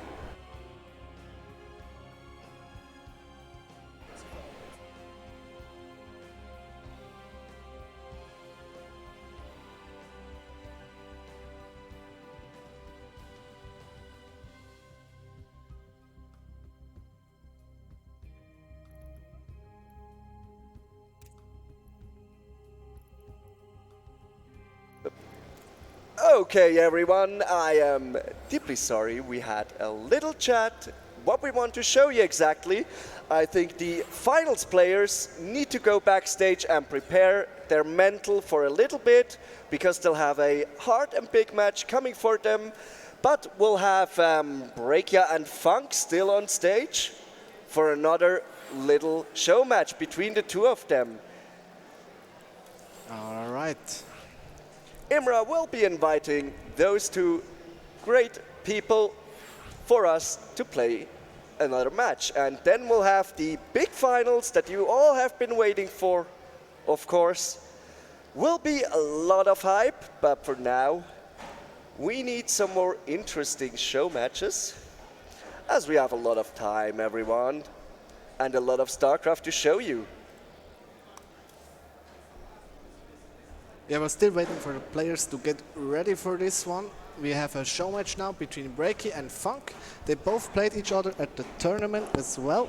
And yeah, there they are. The map's gonna be Cyber Forest. And let's ask them if they will play on their main race or if they wanna off race again. Funk has been a semi-finalist in the tournament, so we know we will expect something big from them. Breakia sadly finished a little lower, but I hope we can get a good show match going between those 2.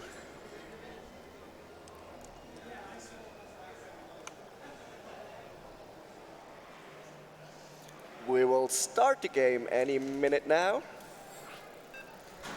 Yes. So do you have them on main race, Imra? Yes, they are. Okay, so we see Breakia as Zerg and Funk as Protoss. And we're loading into Cyber Forest. Yeah, Funk got eliminated by Mamba. He will play the finals after. But for now, he can show us one more time that he can play this game at a decent level. We are looking at the top right of Cyber Forest. It's the main base of Funk. And his opponent in the top left, the green Zerg Breakia. You're allowed to clap when we introduce the players, by the way. Need some fanboys in the crowd for our players. It's not the finals yet. As we are talking, the first probe is already moving out to scout what the Zerg is up to do. But for now, it seems kind of standard. Funk is making the pylon at his natural. Gate is the follow-up as well. And no deny on the expansion of Breakia. So yeah, both players are gearing up for a little macro game here. playing the typical openings with the probe just getting into the main Zerg base before anything's up and running to deter that probe from getting in there. On the other hand, we see the Zerg Overlord just floating slowly through the map, getting to the opponent somewhere around the second base setting mark. Yeah, he's denying some mining because it can always be just one probe mining at the same time, or rather one worker. He gets up a mineral patch and yeah, stays here as long as he possibly can because this pool is still not finished. Just one in the gas for now for Breaky. Exactly, as long as that spawning pool is not finished, there will be no Zerglings pushing out that probe. So the zapper gets used a little bit on those drones, but now we got somebody following it. No getting being away. as much as of annoying as he could be. But now the surround? No, we have no surround. That little drone now has to get out pretty soon because 2 Zerglings are already on the way, 2 Queens as well. On the other side, we see the Cybernetics core getting up.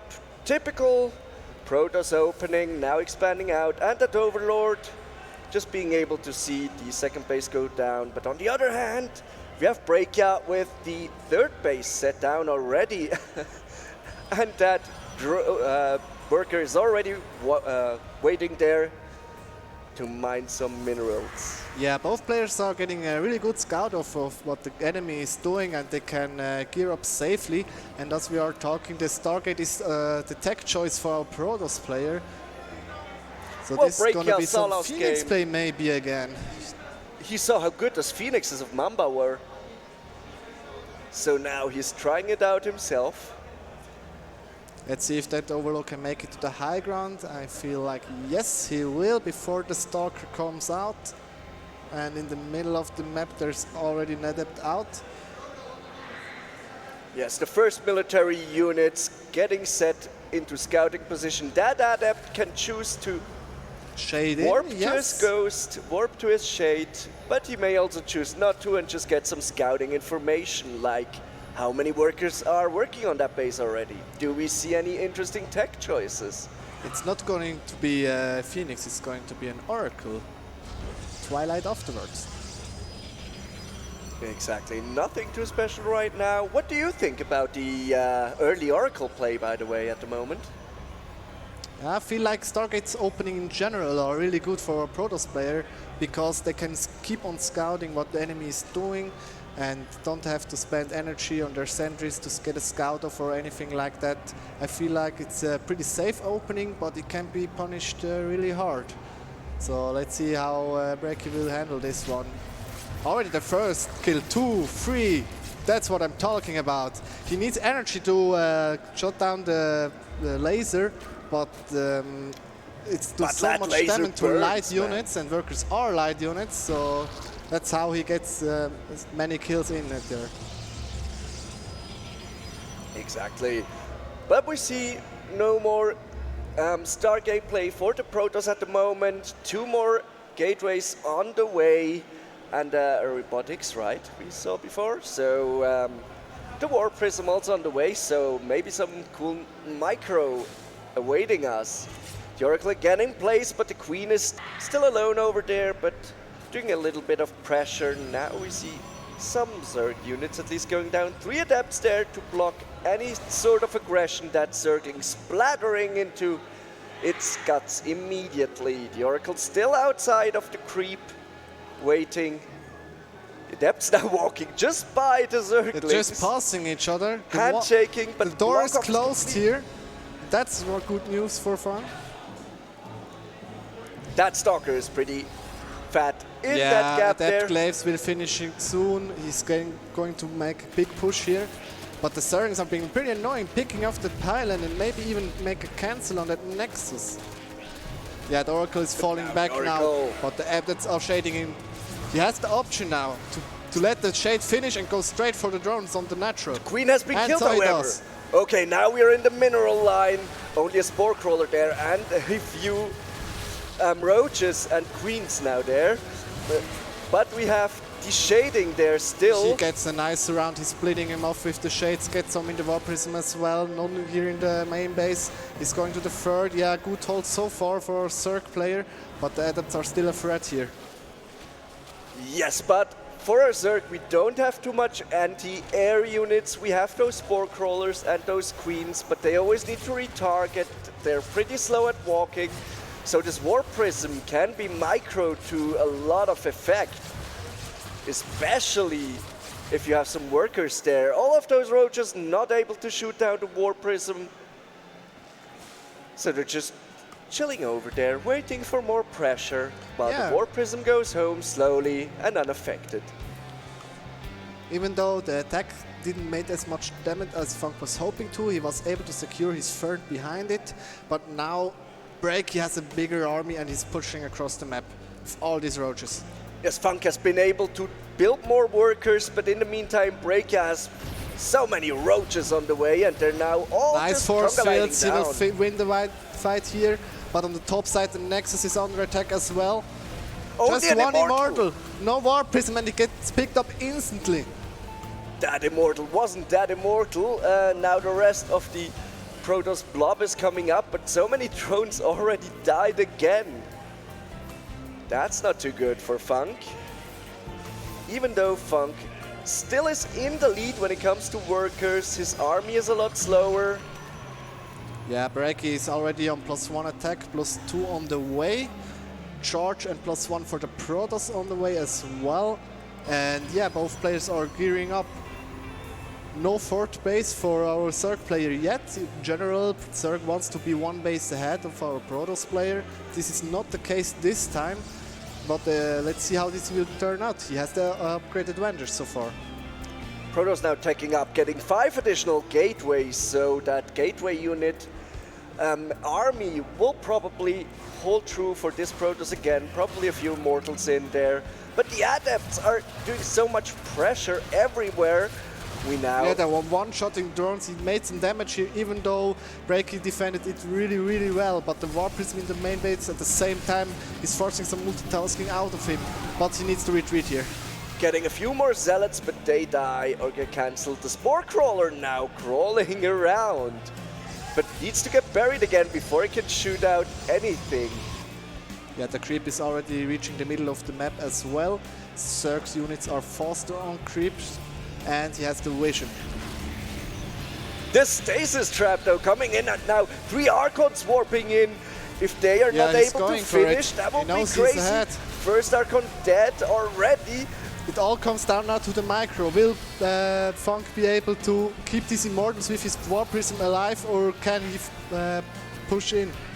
Breaker just using his corrosive bile, not on the force fields, but on the army.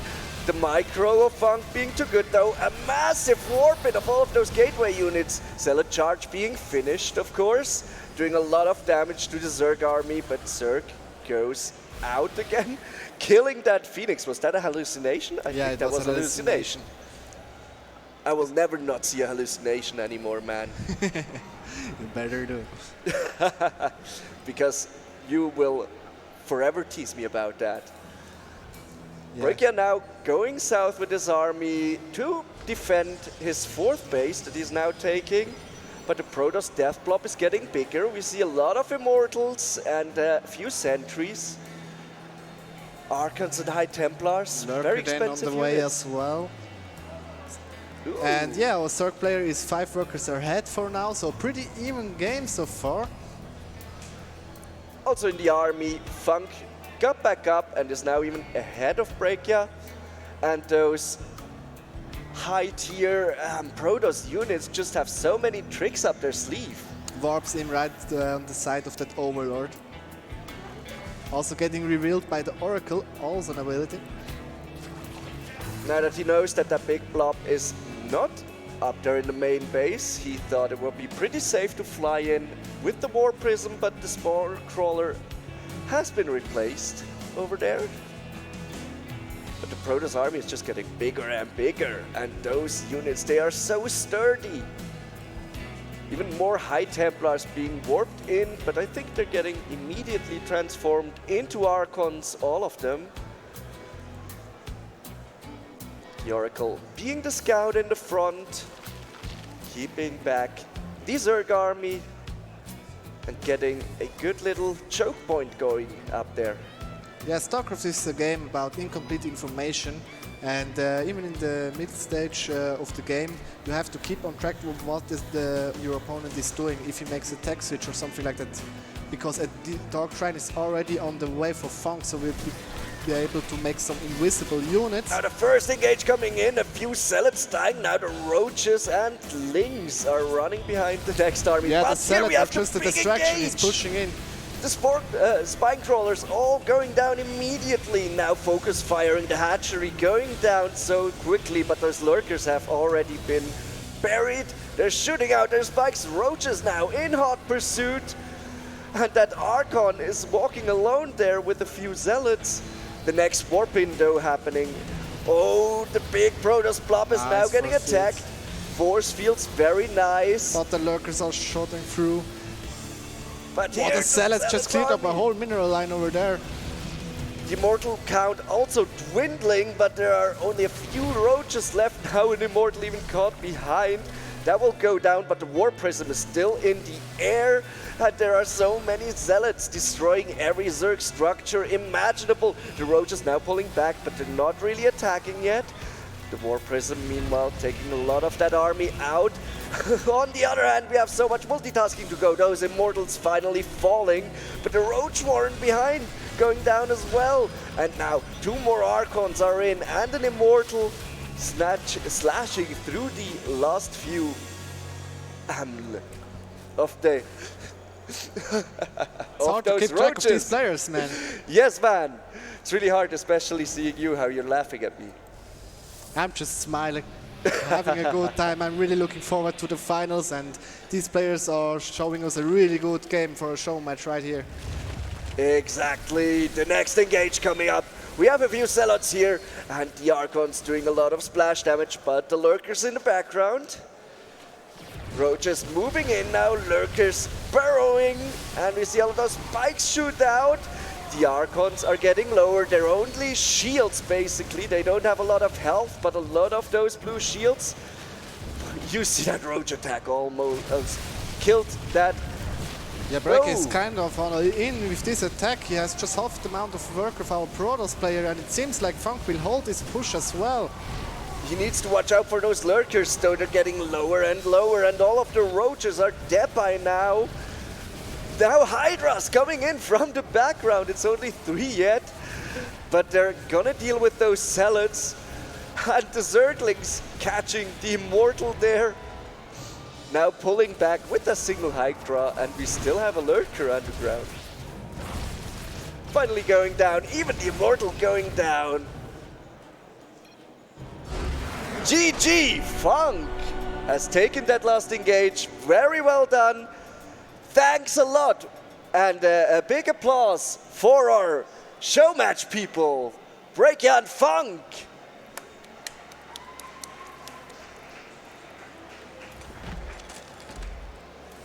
All right. Okay, that was our little StarCraft introduction block. We'll now slowly get ready to bring you the next match. The finalists have had a little time to relax and get their thoughts together, go over their strategies, what they want to do.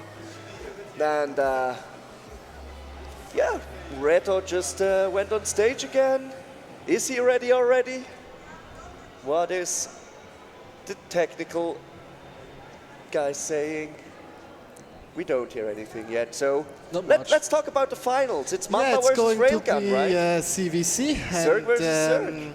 Yeah, Mamba kicked out Funk in the semi-finals, and Railgun got rid of Servos with a disgusting 3-0 victory. Yes, and especially that disgusting 3-0 victory. We saw that Railgun had prepared some interesting strategies for those CVZ games. Yeah, Nidus all over the place. Like for 1 base, 2 base, 3 base, he doesn't care, just go for the Nidus. And Mamba seems like more the macro-oriented player. It was a really close series against Funk. He won it 3-2 and made it here to the finals. And yeah, I'm really excited about this best of 7. Yeah, especially with those two players. Railgun really with his ZVZ special tactics coming out really ahead of Servas. On the other hand, Mamba, a really strong player for a long time. How will he deal with Railgun's aggressive tactics? We'll find out soon It enough. will all come down to get the scouting on point and react properly to it. Especially at that two-base timing when Railgun was usually able to wall off everything completely and keep Servas in the dark. I hear that Reto is ready on stage. Yes, sir. Back to you, my boy. Thanks a lot, guys. Welcome back, everyone. This is the moment we all have been waiting for. It's the grand final of the Starcraft 2 Swiss Gaming Challenge. We're gonna witness Mamba from Alpha X against Railgun from Beta Z. No, just kidding. Railgun is a free agent right now, but I think if he should win this final, he would get a few mails on Monday, my prediction. So I would kindly ask the two players to come up on stage. Welcome, sir. No stress, no hurry. You're gonna have enough stress playing afterwards. So, yeah, Railgun, Mamba, I'm gonna start with Railgun if that's fine for you.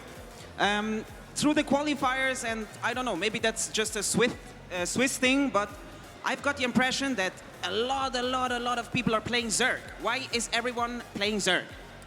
I think it's because the top players play Zerg. So naturally, if you're looking up to the top players, if you watch the tournaments, you're going to see Zerg players and you want to learn from them, so that's why people play Zerg. It's gonna be a Zerg against Zerg matchup this final. Why are your Zergs gonna be stronger this evening? Well, I think my strategies overall have always been better than Mamba's, but I know that Mamba has some cheesy builds up his sleeve as well, but I don't think it's going to be too hard. What's your prediction for the final? 4-2. For you, of course. Of course. Any kind last words for Mamba? Well, we never faced in a tournament, and I've always considered you the second best player from Switzerland, so I think it's time that we play each other. Well, Mamba, I think you have quite some stuff to answer right now, but I'm gonna start with the basic questions as well. So, when was your last time you played on stage, or is this the first time you play on stage, actually? Actually, on such a big stage, it's the first time, yeah. You're a little bit nervous? It's all right. Okay, you think it's gonna affect your performance, or is it the kind of thing when you're in the game, it's okay, you're away, you're just doing your thing? No, I don't think it's gonna affect my performance. I've been in a lot of finals, just not on a stage like that, but I think I'm gonna be pretty chill in game. Yeah, you make a, how do I say it? Yeah, you don't seem scared or something, so I think you will do just fine. Why are your Zergs stronger than Railgun's Zergs this night? I think my Zerg is a lot more consistent, and I know how Railgun plays, so I'm going to be able to counter him and win the series 4-0. 4-0, okay, 4-2, 4-0. Yeah, we're going to see at the end of the evening. Loser pays the winner drinks, I guess. Any last words for your opponent, Railgun? Good luck, have fun. Nice. Well, thank you guys. You can go take your seats. Oh, nice. After all the trash talk, a handshake at all. That's nice. Thanks a lot. Well, I'm gonna leave you with our two casters again for this StarCraft 2 Grand Final of the Swiss Gaming Challenge. It's Mamba against Railgun, a Zerg versus Zerg matchup. Thanks a lot and have fun. Thank you, Reto. Also, thank you to both of our players. We're now working on the map picks and getting all of that started. Yes, Zerg v Zerg. Interesting things will go down, especially with the semifinals that we saw beforehand. Imra, don't say no to the players. I know that you're just preparing the maps, Just but telling still. them what they have to do. Nothing more, nothing less. Sounds good, sounds good. Yeah, interesting. Also nice to hear a bit of trash talk. It's not too serious, guys. We just want a good rivalry, and for that we need some good banter going, right? Yeah, we need that. We always need like some bad guys, some good guys in the scene. But even having a scene, that's the thing, you know. I was looking for Starcraft in Switzerland like for years now, and we have like a lot of GM players actually here. But I mean, no, not even a single tournament, and now finally the time has come. Starcraft is still growing over all these years, and yeah, there they are. They are kind of shy, but yeah, I can tell you that they are pretty good players. Yes, exactly. They're both Grandmaster, right? High-level players, playing really well. The scene has been going back a little, at least throughout the last 3 years. I haven't seen that many tournaments anymore or big things anymore, but still we see players, we see them reach Grandmaster, we see them reach big placements in leagues, so we need a few more tournaments here and a few places where Starcraft players or people interested in Starcraft can talk to each other. And then we'll probably also get a few new people into it. All right, the players are almost ready. Are you hyped for the finals? I'm hyped for the finals. How are you guys doing? We are behind the stage. We can't hear you right now. Make Yes. some noise for these two players as we are starting into the game between Railgun and Mamba. As CVC, the first map is going to be King's Cove. Give it up, come on guys. Applause, applause, applause, applause, applause. The big final. We have a best of 7 going here, and we already had a good trash talk. We're loading into the bottom right, in as the green Zerg, we have Mamba! Give it up for Mamba! And in the top left, we are looking at the main base of our red Zerg player. It is Railgun. Woo! Let's see what they are up to do. Production tab in the early stage of the game going to be seen kind of similar. Timings are exactly on point. Well, it's also a CVZ, so we'll probably have nothing too interesting going on as long as we're on one basis. Just the Overlord starting to move out. We'll probably handshake each other in the middle of the base. An interesting aspect in those Zerg v Zerg games is the creep spread. Because usually you don't see, at least a player who wants to go for a macro game, you don't see them get up much Zerg spread. Of course, that would just make the opponent's army reach your base faster. But we see if somebody wants to get aggressive, they usually spread out a bit, sometimes at least. But for now, nothing going on. Yeah, Mamba's taking his gas slightly earlier than Railgun, so he will get up the speed faster as well, and this timing window can be used, even though it's a pretty small one. Thanks to the technical crew, by the way, even inserting nice little logos of our players. Well done, well done. Yeah, both players going for the expansion. Nothing crazy so far. I was expecting Railgun to go like something from one base, but not on King's Cove. He's decided to open up like on a standard map. And the Overlords are getting into position for both players, and now on it's all about getting the information on what the enemy is doing. Pool has been finished, the first Zerglings are on the way. Instant speed for Mamba, no speed yet for our Zerg player Railgun. But look at that production tab, those Zerglings are exactly at the same time being built from both players.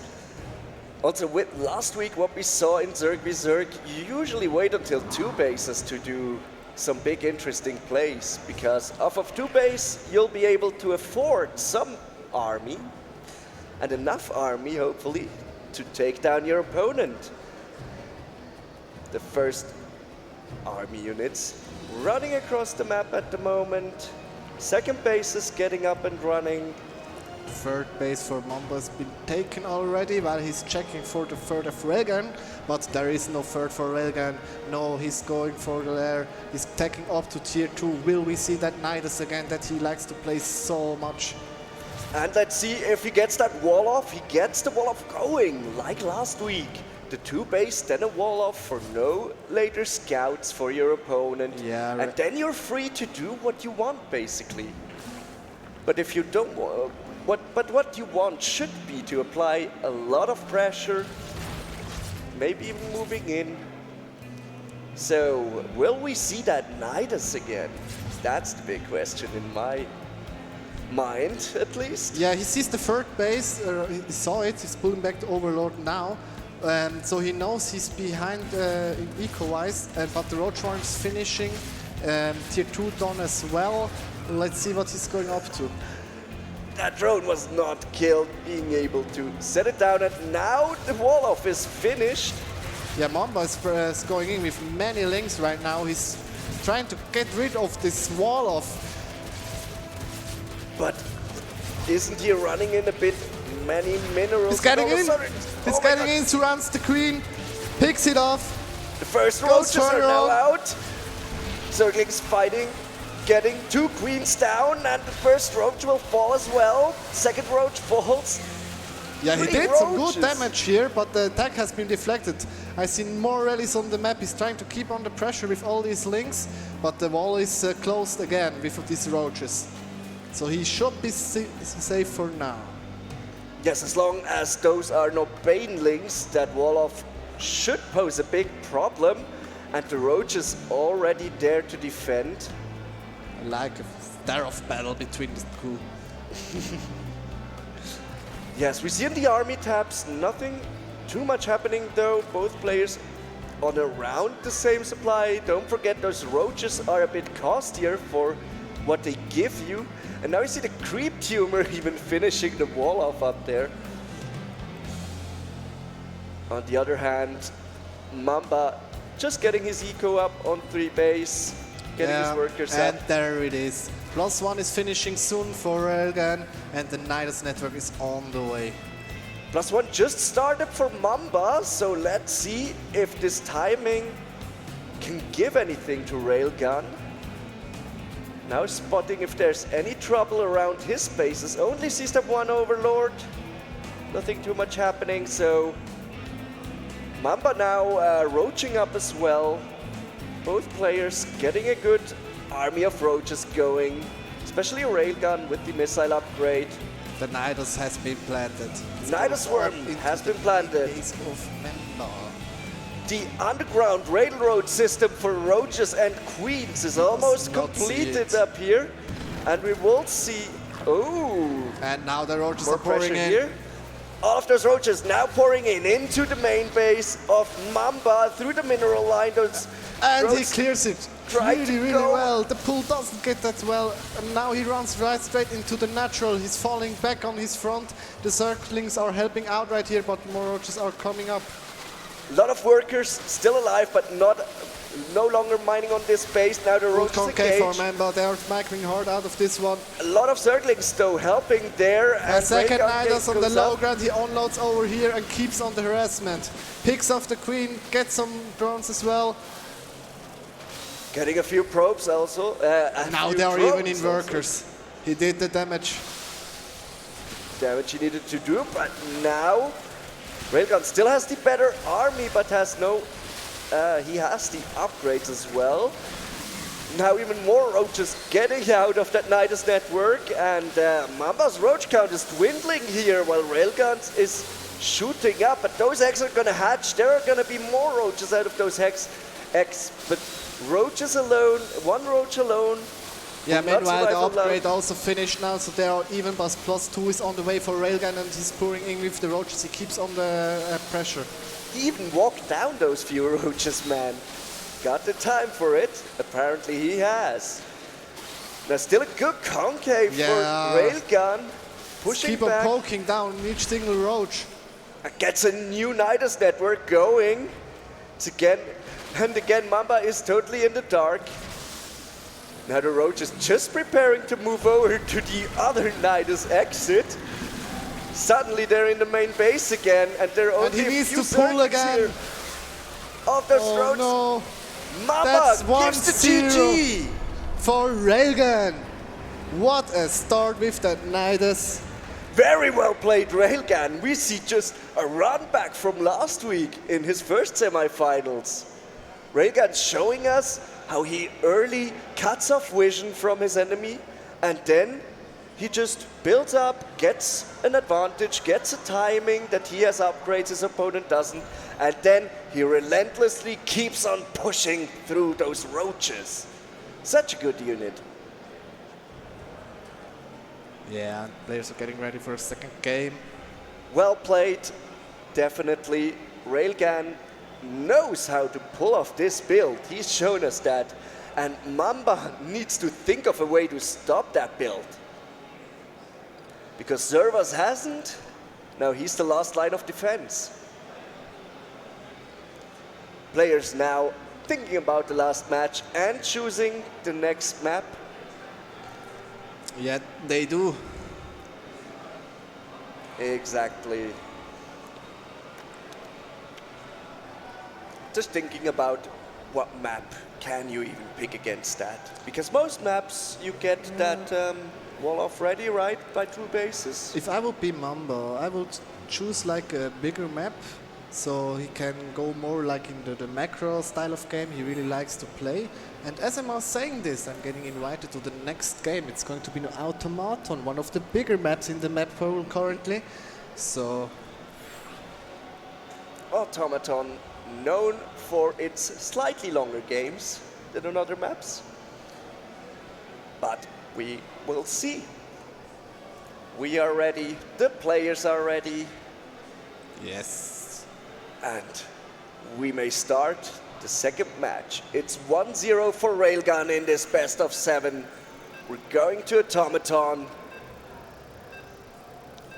Players taking a last gulp of their drinks, being ready for the next match. Yeah, also we are loading in onto Automaton together with Year Zero, one of the biggest maps in the map pool. Now, ladies and gentlemen, please give it up for the green Zerg in the left. It's Mamba. And in the top right, we are looking at the main base. Already 1-0 ahead. It is the red Zerg player, Railgun. Let's see what their players are up this time. It's kind of harsh if you fall behind 1-0 in the grand finals here. After all these years with no tournaments in Switzerland about Starcraft, finally we have one. We have some really awesome semi-final matches, and yeah, neither of these players want to give it away easily. Has to feel great for Railgun though. Getting so good with the strategy that neither Zervas nor Mamba were able to do anything against it until now. But yeah, we'll see on how fast Mamba is with adapting his playstyle, or even Railgun is with adapting his playstyle. At the beginning again, we see nothing really interesting happening. But you know what? I've seen that, that Mamba has been playing a little bit more relaxed than Railgun, always having a bit lower APM. Exactly as I say that, he has a lot more APM. The APM number you sometimes see at the bottom right is how many actions per minute the player are actually taking, which in Starcraft, in a big micro-intense fight, can be over 400, 500 per minute, which is absolutely crazy. Even now, in this starting downtime of the game, they're clicking buttons over 200 times a minute. Yeah, it's like in a game of football, right?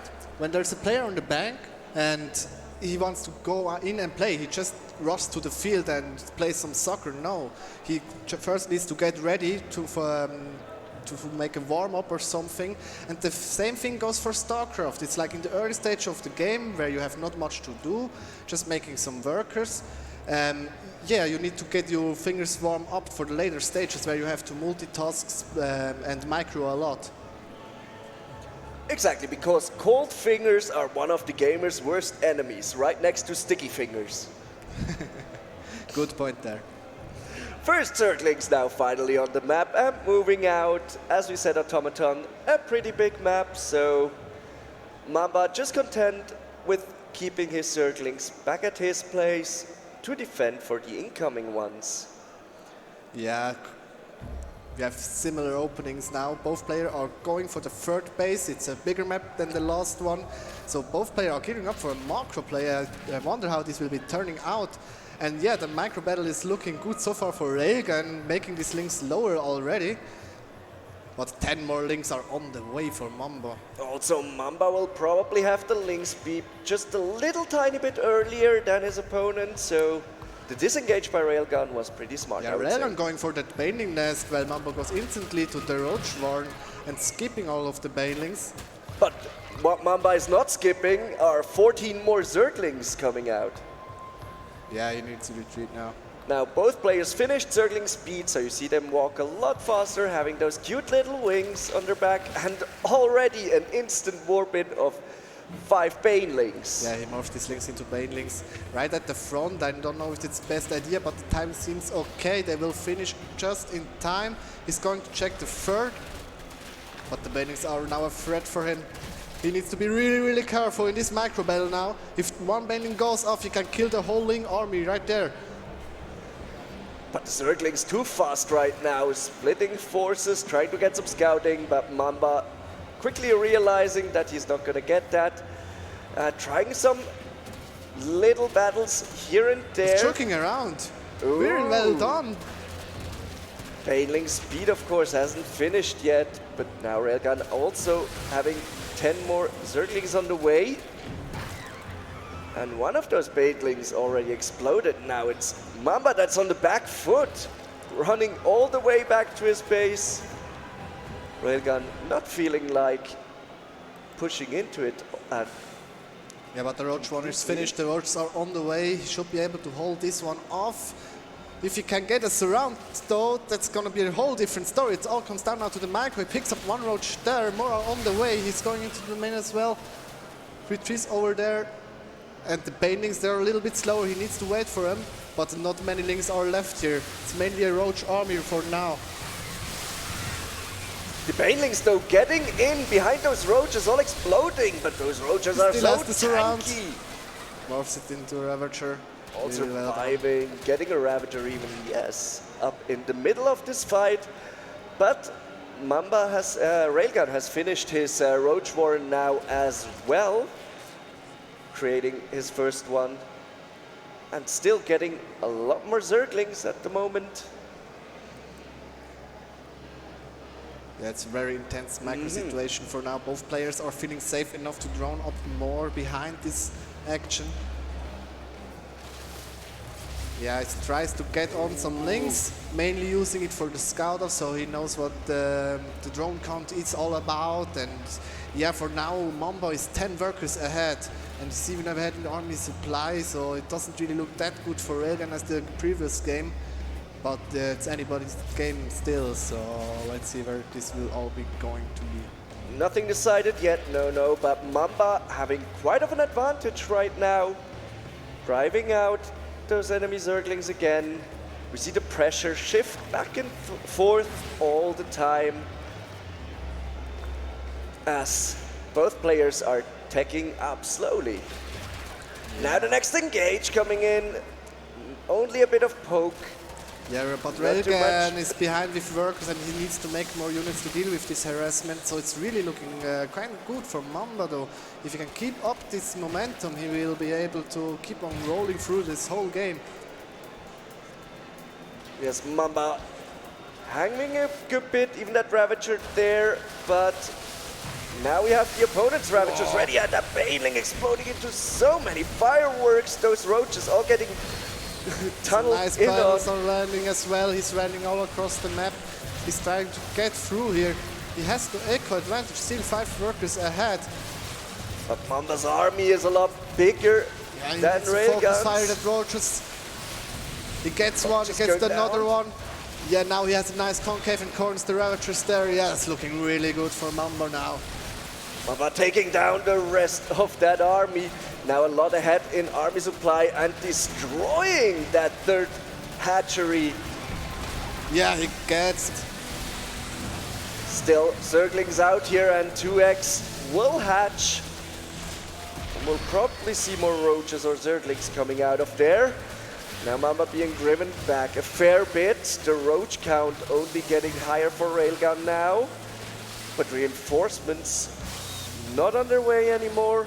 What Mamba did, however, in the background of this push, he got some additional workers. He's really looking good economically right now, even if this little push gets cleaned up. Yeah, his third base is now getting more and more saturated, while Railgun has to replenish his third. Yeah, but Railgun is behind on army and workers. Do you see the upgrade tabs? Any upgrade advantages for a player? Not yet, it seems. Yeah, it's +1 for Railgun for now. It's not that big of a deal. It's just like really the worker advantage. And yeah, I feel like Railgun knows about this one and keeps on running across the map, and he wants to be the aggressor for now. But yeah, Mamba has a stable army right here. Mamba has so many of those sturdy roaches lined up here. While only that group of 6 roaches will not be enough to do anything. Some Lynx made it to the main base. He gets another full scout off over there. And this time we're pretty not seeing a one-sided now here at this front. Well, Railgun is gathering his units, but now a very good surround and a concave. Mamba destroying everything. The Ravagers popping up, shooting their biles out. Now, still on the back, a big roach army by Mamba is walking into the direction of Railgun, and Mamba has finished his +1 attack upgrade as well, just now. Yeah, no +2 on the way for either player. And this is how Starcraft games slow down, take up pace, slow down and take up pace. He will go over the map, but at the main time, some Zerglings are making over here. He needs some damage done. And he goes straight into the mineral line and goes for these drones. Roaches are behind though, but now we see a few workers falling, but the Zerglings are not doing that much damage. Nice hold, nice micro on the drones there, wasn't really able to do some damage. Mamba still way ahead of workers and way ahead of army. Yeah, he's all close to max out. He's at 173 supply, while Railgun is at 113. It's the not Roach looking good for Ravager army Railgun, Zerg. It's marching out and it knows its target. A click into that base. The roaches are all coming in. The first Zergling is dying. The biles are going wide. And now we have the concaves running and even the He's roads going for the around. surround and instant GG. And there we have it, 1-1. This time, Mamba just had a giant army, A-clicking into Railgun's base, overrunning him. We have a 1-1 match at the moment. Match score, yeah. Still a lot of maps left for us to play. Sounds pretty good. And I would say Mamba succeeded on the bigger map of not giving Railgun those advantages with and not having to play blind, having to even having a bigger army with all of those roaches and ravagers, hitting the right timing even when exactly when his upgrade's finished. Yeah. So the next well map done. is going to be Cyber Forest. Players are almost ready. There we go. Yeah, is it going to be a 4-2? It's looking so far. Well, it can't be a 4-0 now. Yeah. Railgun now choosing Cyber Forest, is that right? That's right. Interesting. Cyber Forest also has a few nice choke points. It's a smaller map than Year Zero or Automaton.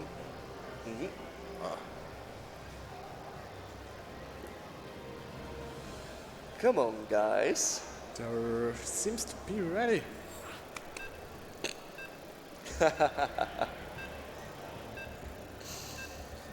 Game is starting in 3, 2, 1 loading screen.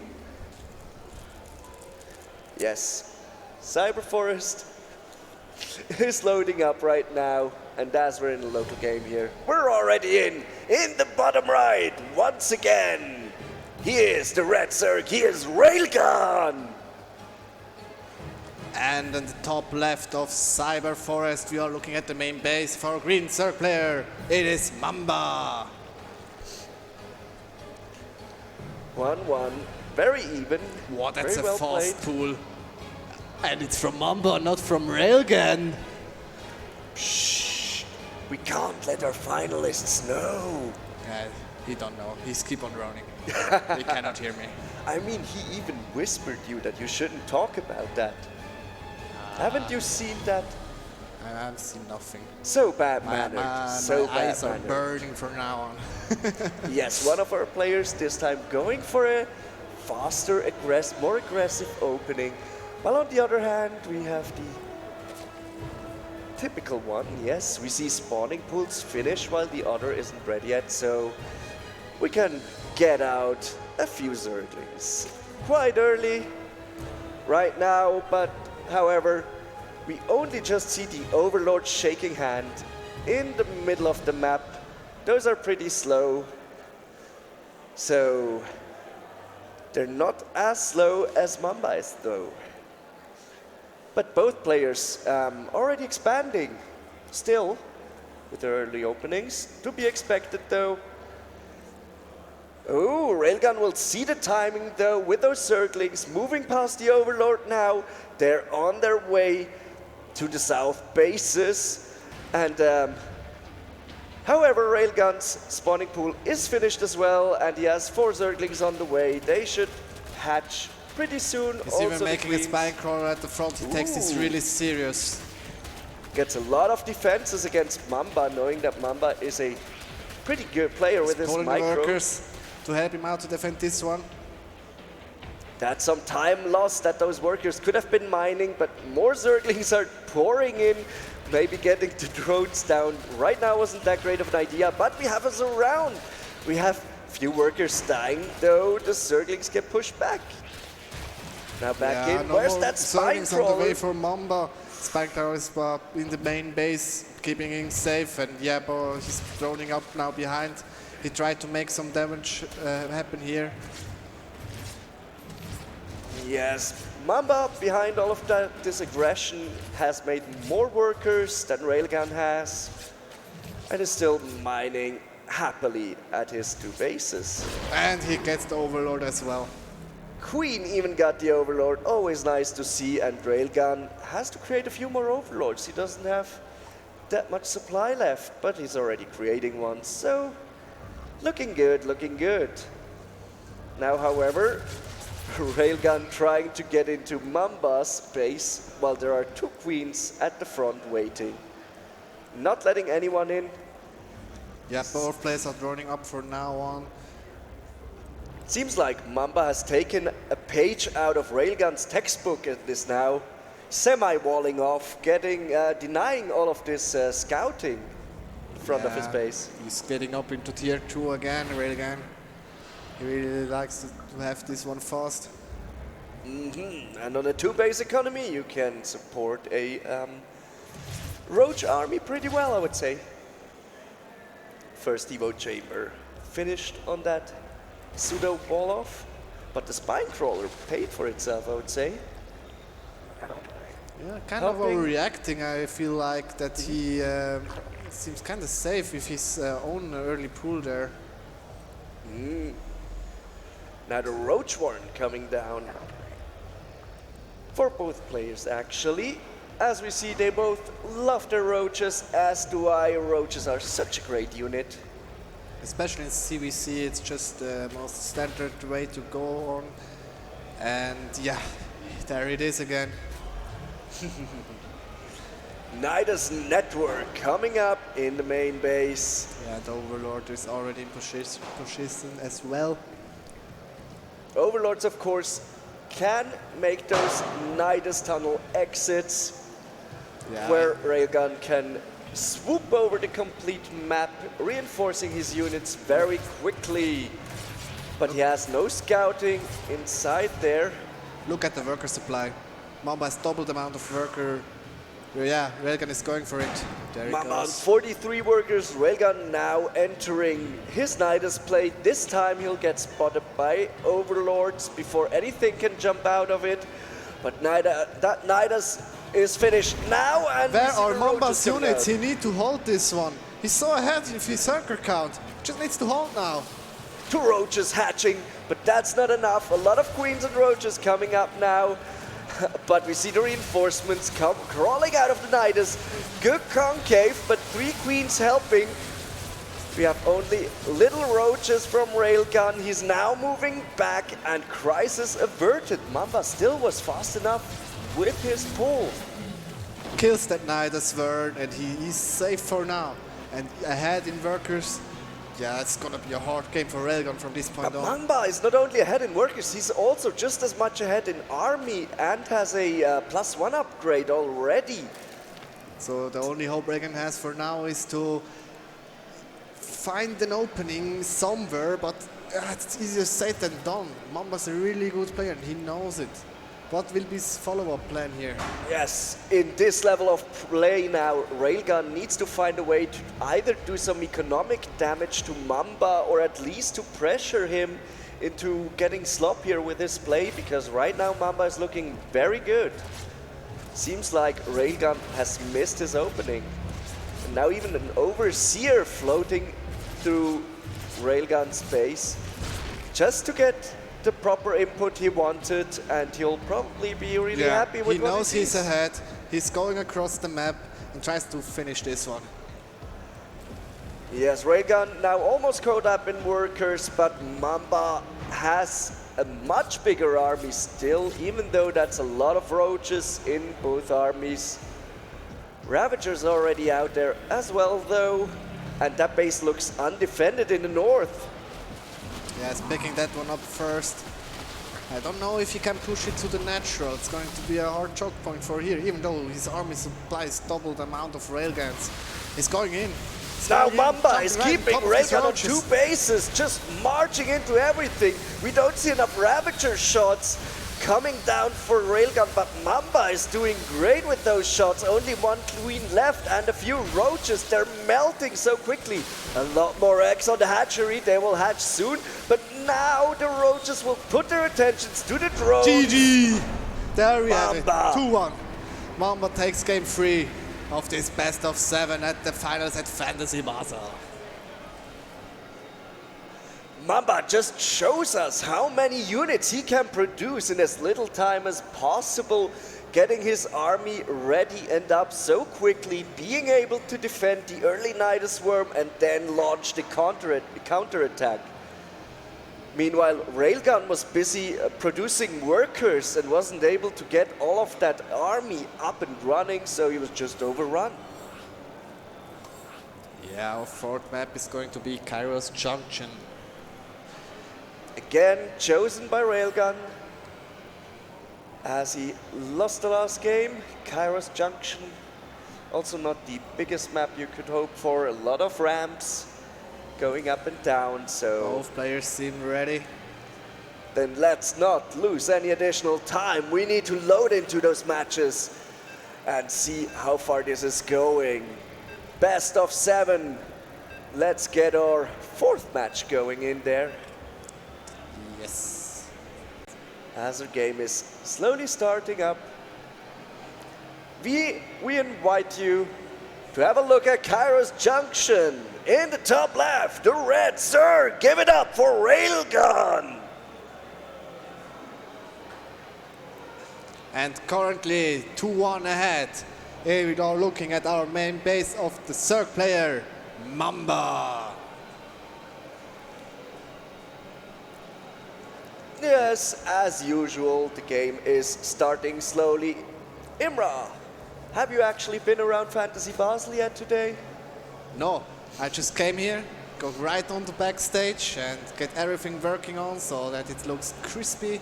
And yeah, we have a really nice production team here as well. A huge shout out to them.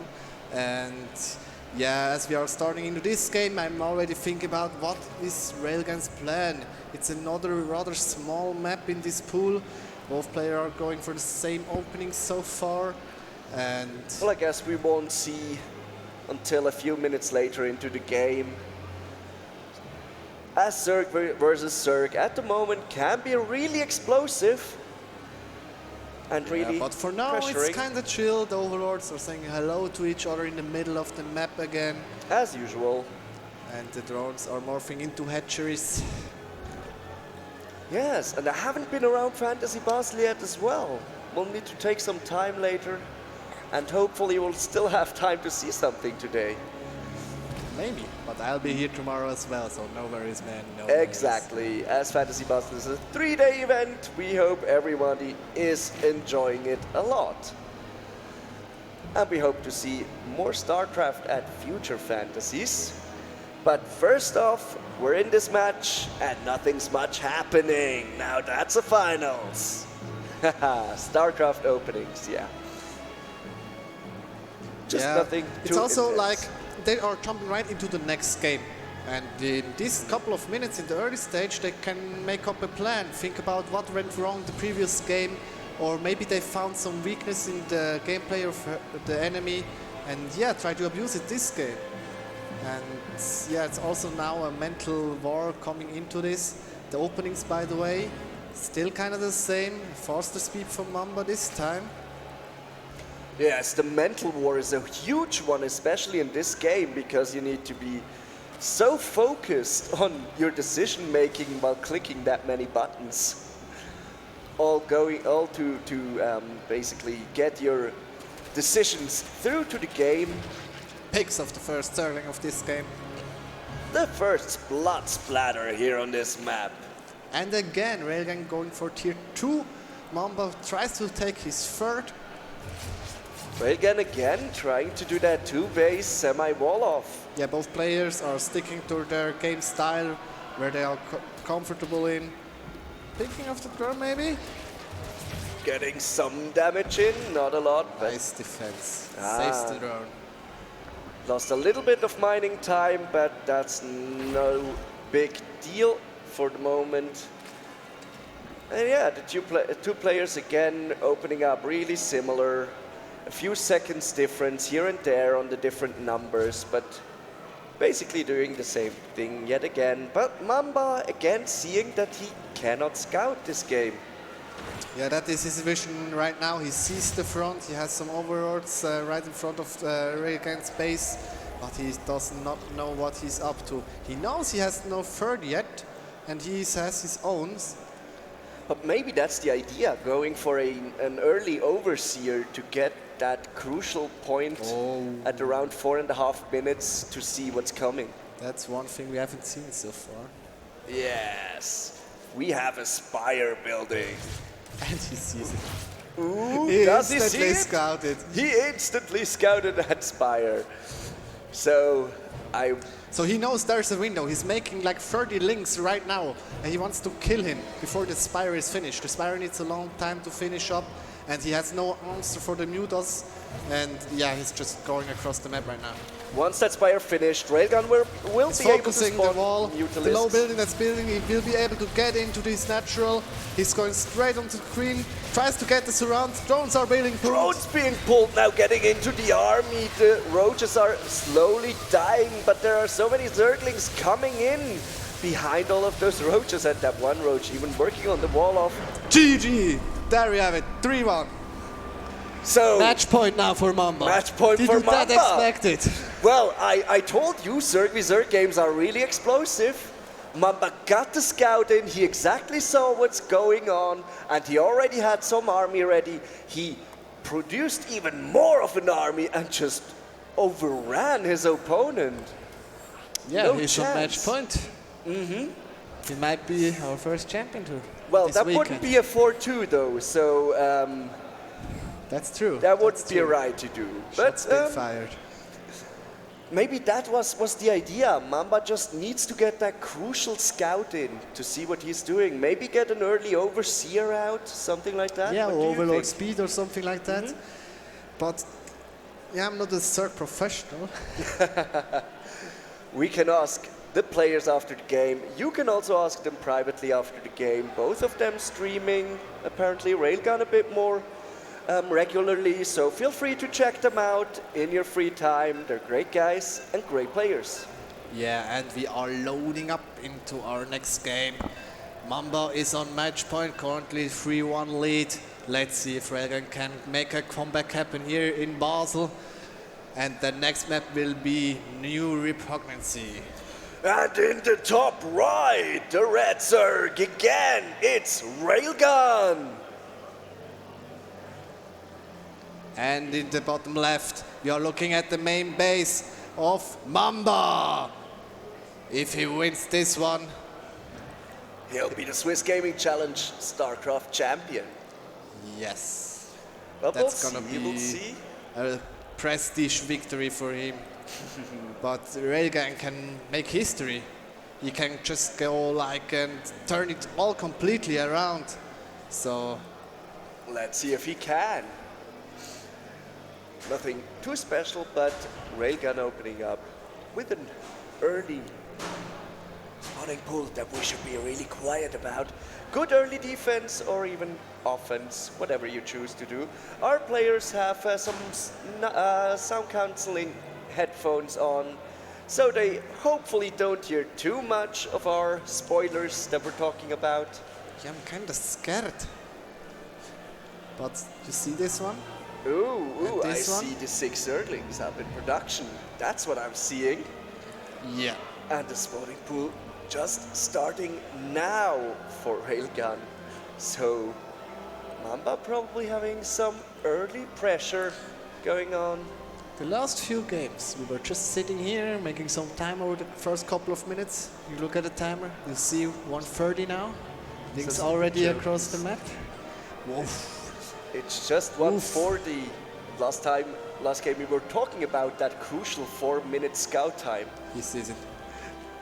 Let's see if this match goes up to 4 minutes as the first part of Mamba's army finally reaches that expansion. He's poking away. Railgun having finally finished his spawning pool. Back at Battery home is also getting a getting big out. nest as well. Some Zerglings on the way, Pulse but the now workers Baneling need Nest to defend already this. in production. Of those drones trying to fight the Zerglings, getting back pretty Not a single quickly. kill so far. Zerglings still in, and finally those Zerglings are hatching from Railgun, coming down to the defense of those drones. Well done indeed. Yes, Railgun now having a good economy, creating that spine crawler again, and this time I think it's no overcommit. Yeah, but no more links are on the way. 3 banelings as well. And Railgun Semester is something in the air, makes up a spine crawler for himself. Baneling still out of vision and on the low ground there. Zerglings getting in first to poke a bit probably. The 2 Queens blocking the ramp though. Speed finished as well. Oh my god! That was a few Zerglings Yeah, he exploding gets there. all the Zerglings of Railgun, and now we can push onto the spine crawler, kills it instantly, goes to the second one. Perkins has been pulled, he's going for it. Railgun holds the ramp for now, but more links are coming up. The Baneling is morphing as well. Wow, this is going to be crucial. The drones finally trying to get away, but the Queen's falling as well. That Baneling being morphed Baneling in, is going to be finishing finished. up, exploding. And he gets in now. Now there are Zerglings in your base, and they're morphing into Banelings. That's not a good sight if you're Railgun, but his Queen is there defending against all of Gets the those Queen as Zerglings. well. Now he goes for the Gets winner, it. and we have Railgun him. gives the GG. That's the Mamba win. Ladies and gentlemen, Mamba is your Look at Fantasy this oppression. Basel champion. Ladies and gentlemen, give it up for Mamba! I hope Reto is already at the forefront. Is he over there? Otherwise, we'll need to get Mamba behind to our caster desk for a little interview because we need to hear that. Okay, Reto, are you on stage? I am. Can you hear me? Yeah, perfect. Perfectly. What a final. Thanks a lot, guys. Thanks for the awesome cast. Well, Railgun's prediction was pretty close. The end result was in between both predictions, actually, because Mamba predicted 4-0 and Railgun predicted 4-2. So, yeah, with me here is the winner. Railgun, do you want to get your prize as well?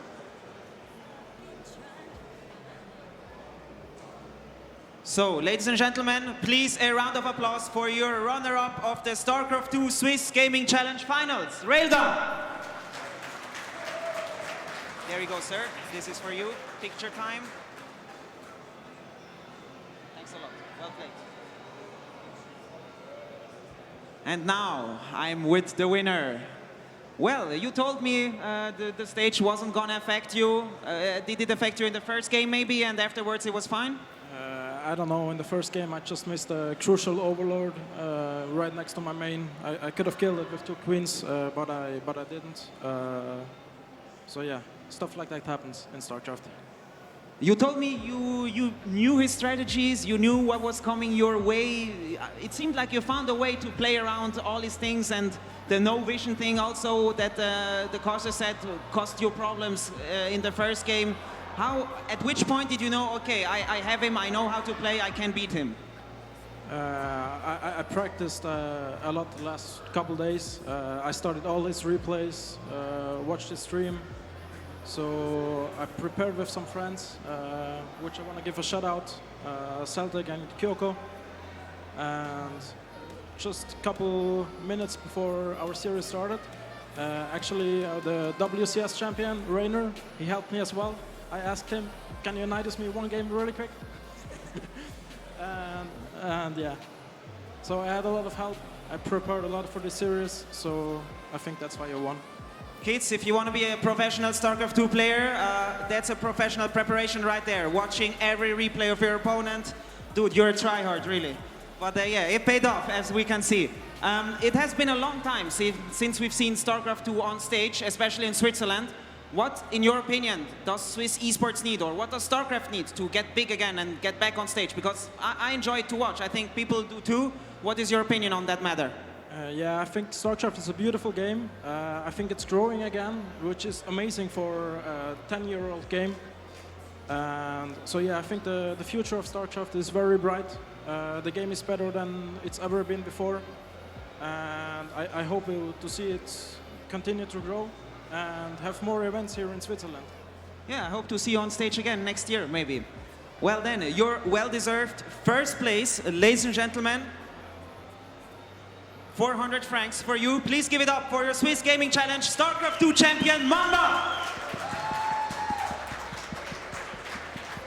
Oh, look at that. You'll get a nice trophy as well. There you go, a cyborg hand holding a mouse. Your winner, Mamba! Thank you, Mamba. Well played. Thanks a lot, guys. That have been everything for today. We'll see each other tomorrow again. I think at 10 o'clock starts the CSGO final, followed by Rainbow Six Siege. Thanks a lot for being here, and yeah, I'll wish you a good evening. Grab some food on the way out, and see you tomorrow. Thanks a lot.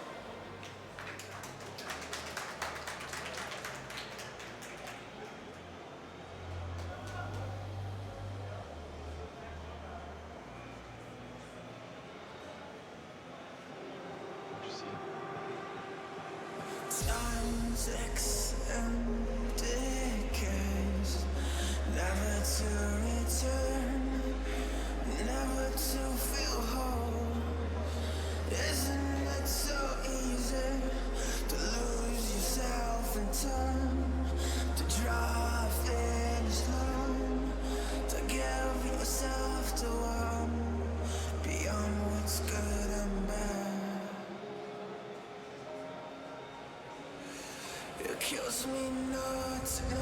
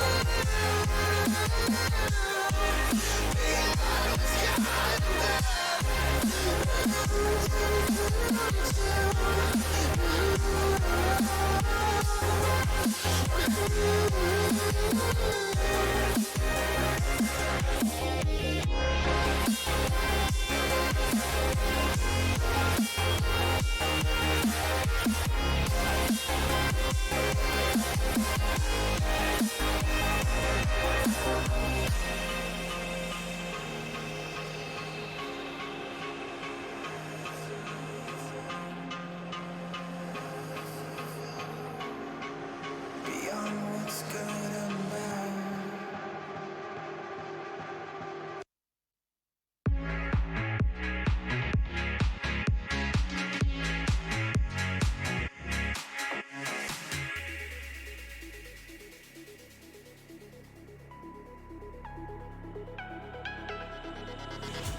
A little bit of light, a little bit of gold. Under pressure, you start to fold like a diamond from gold.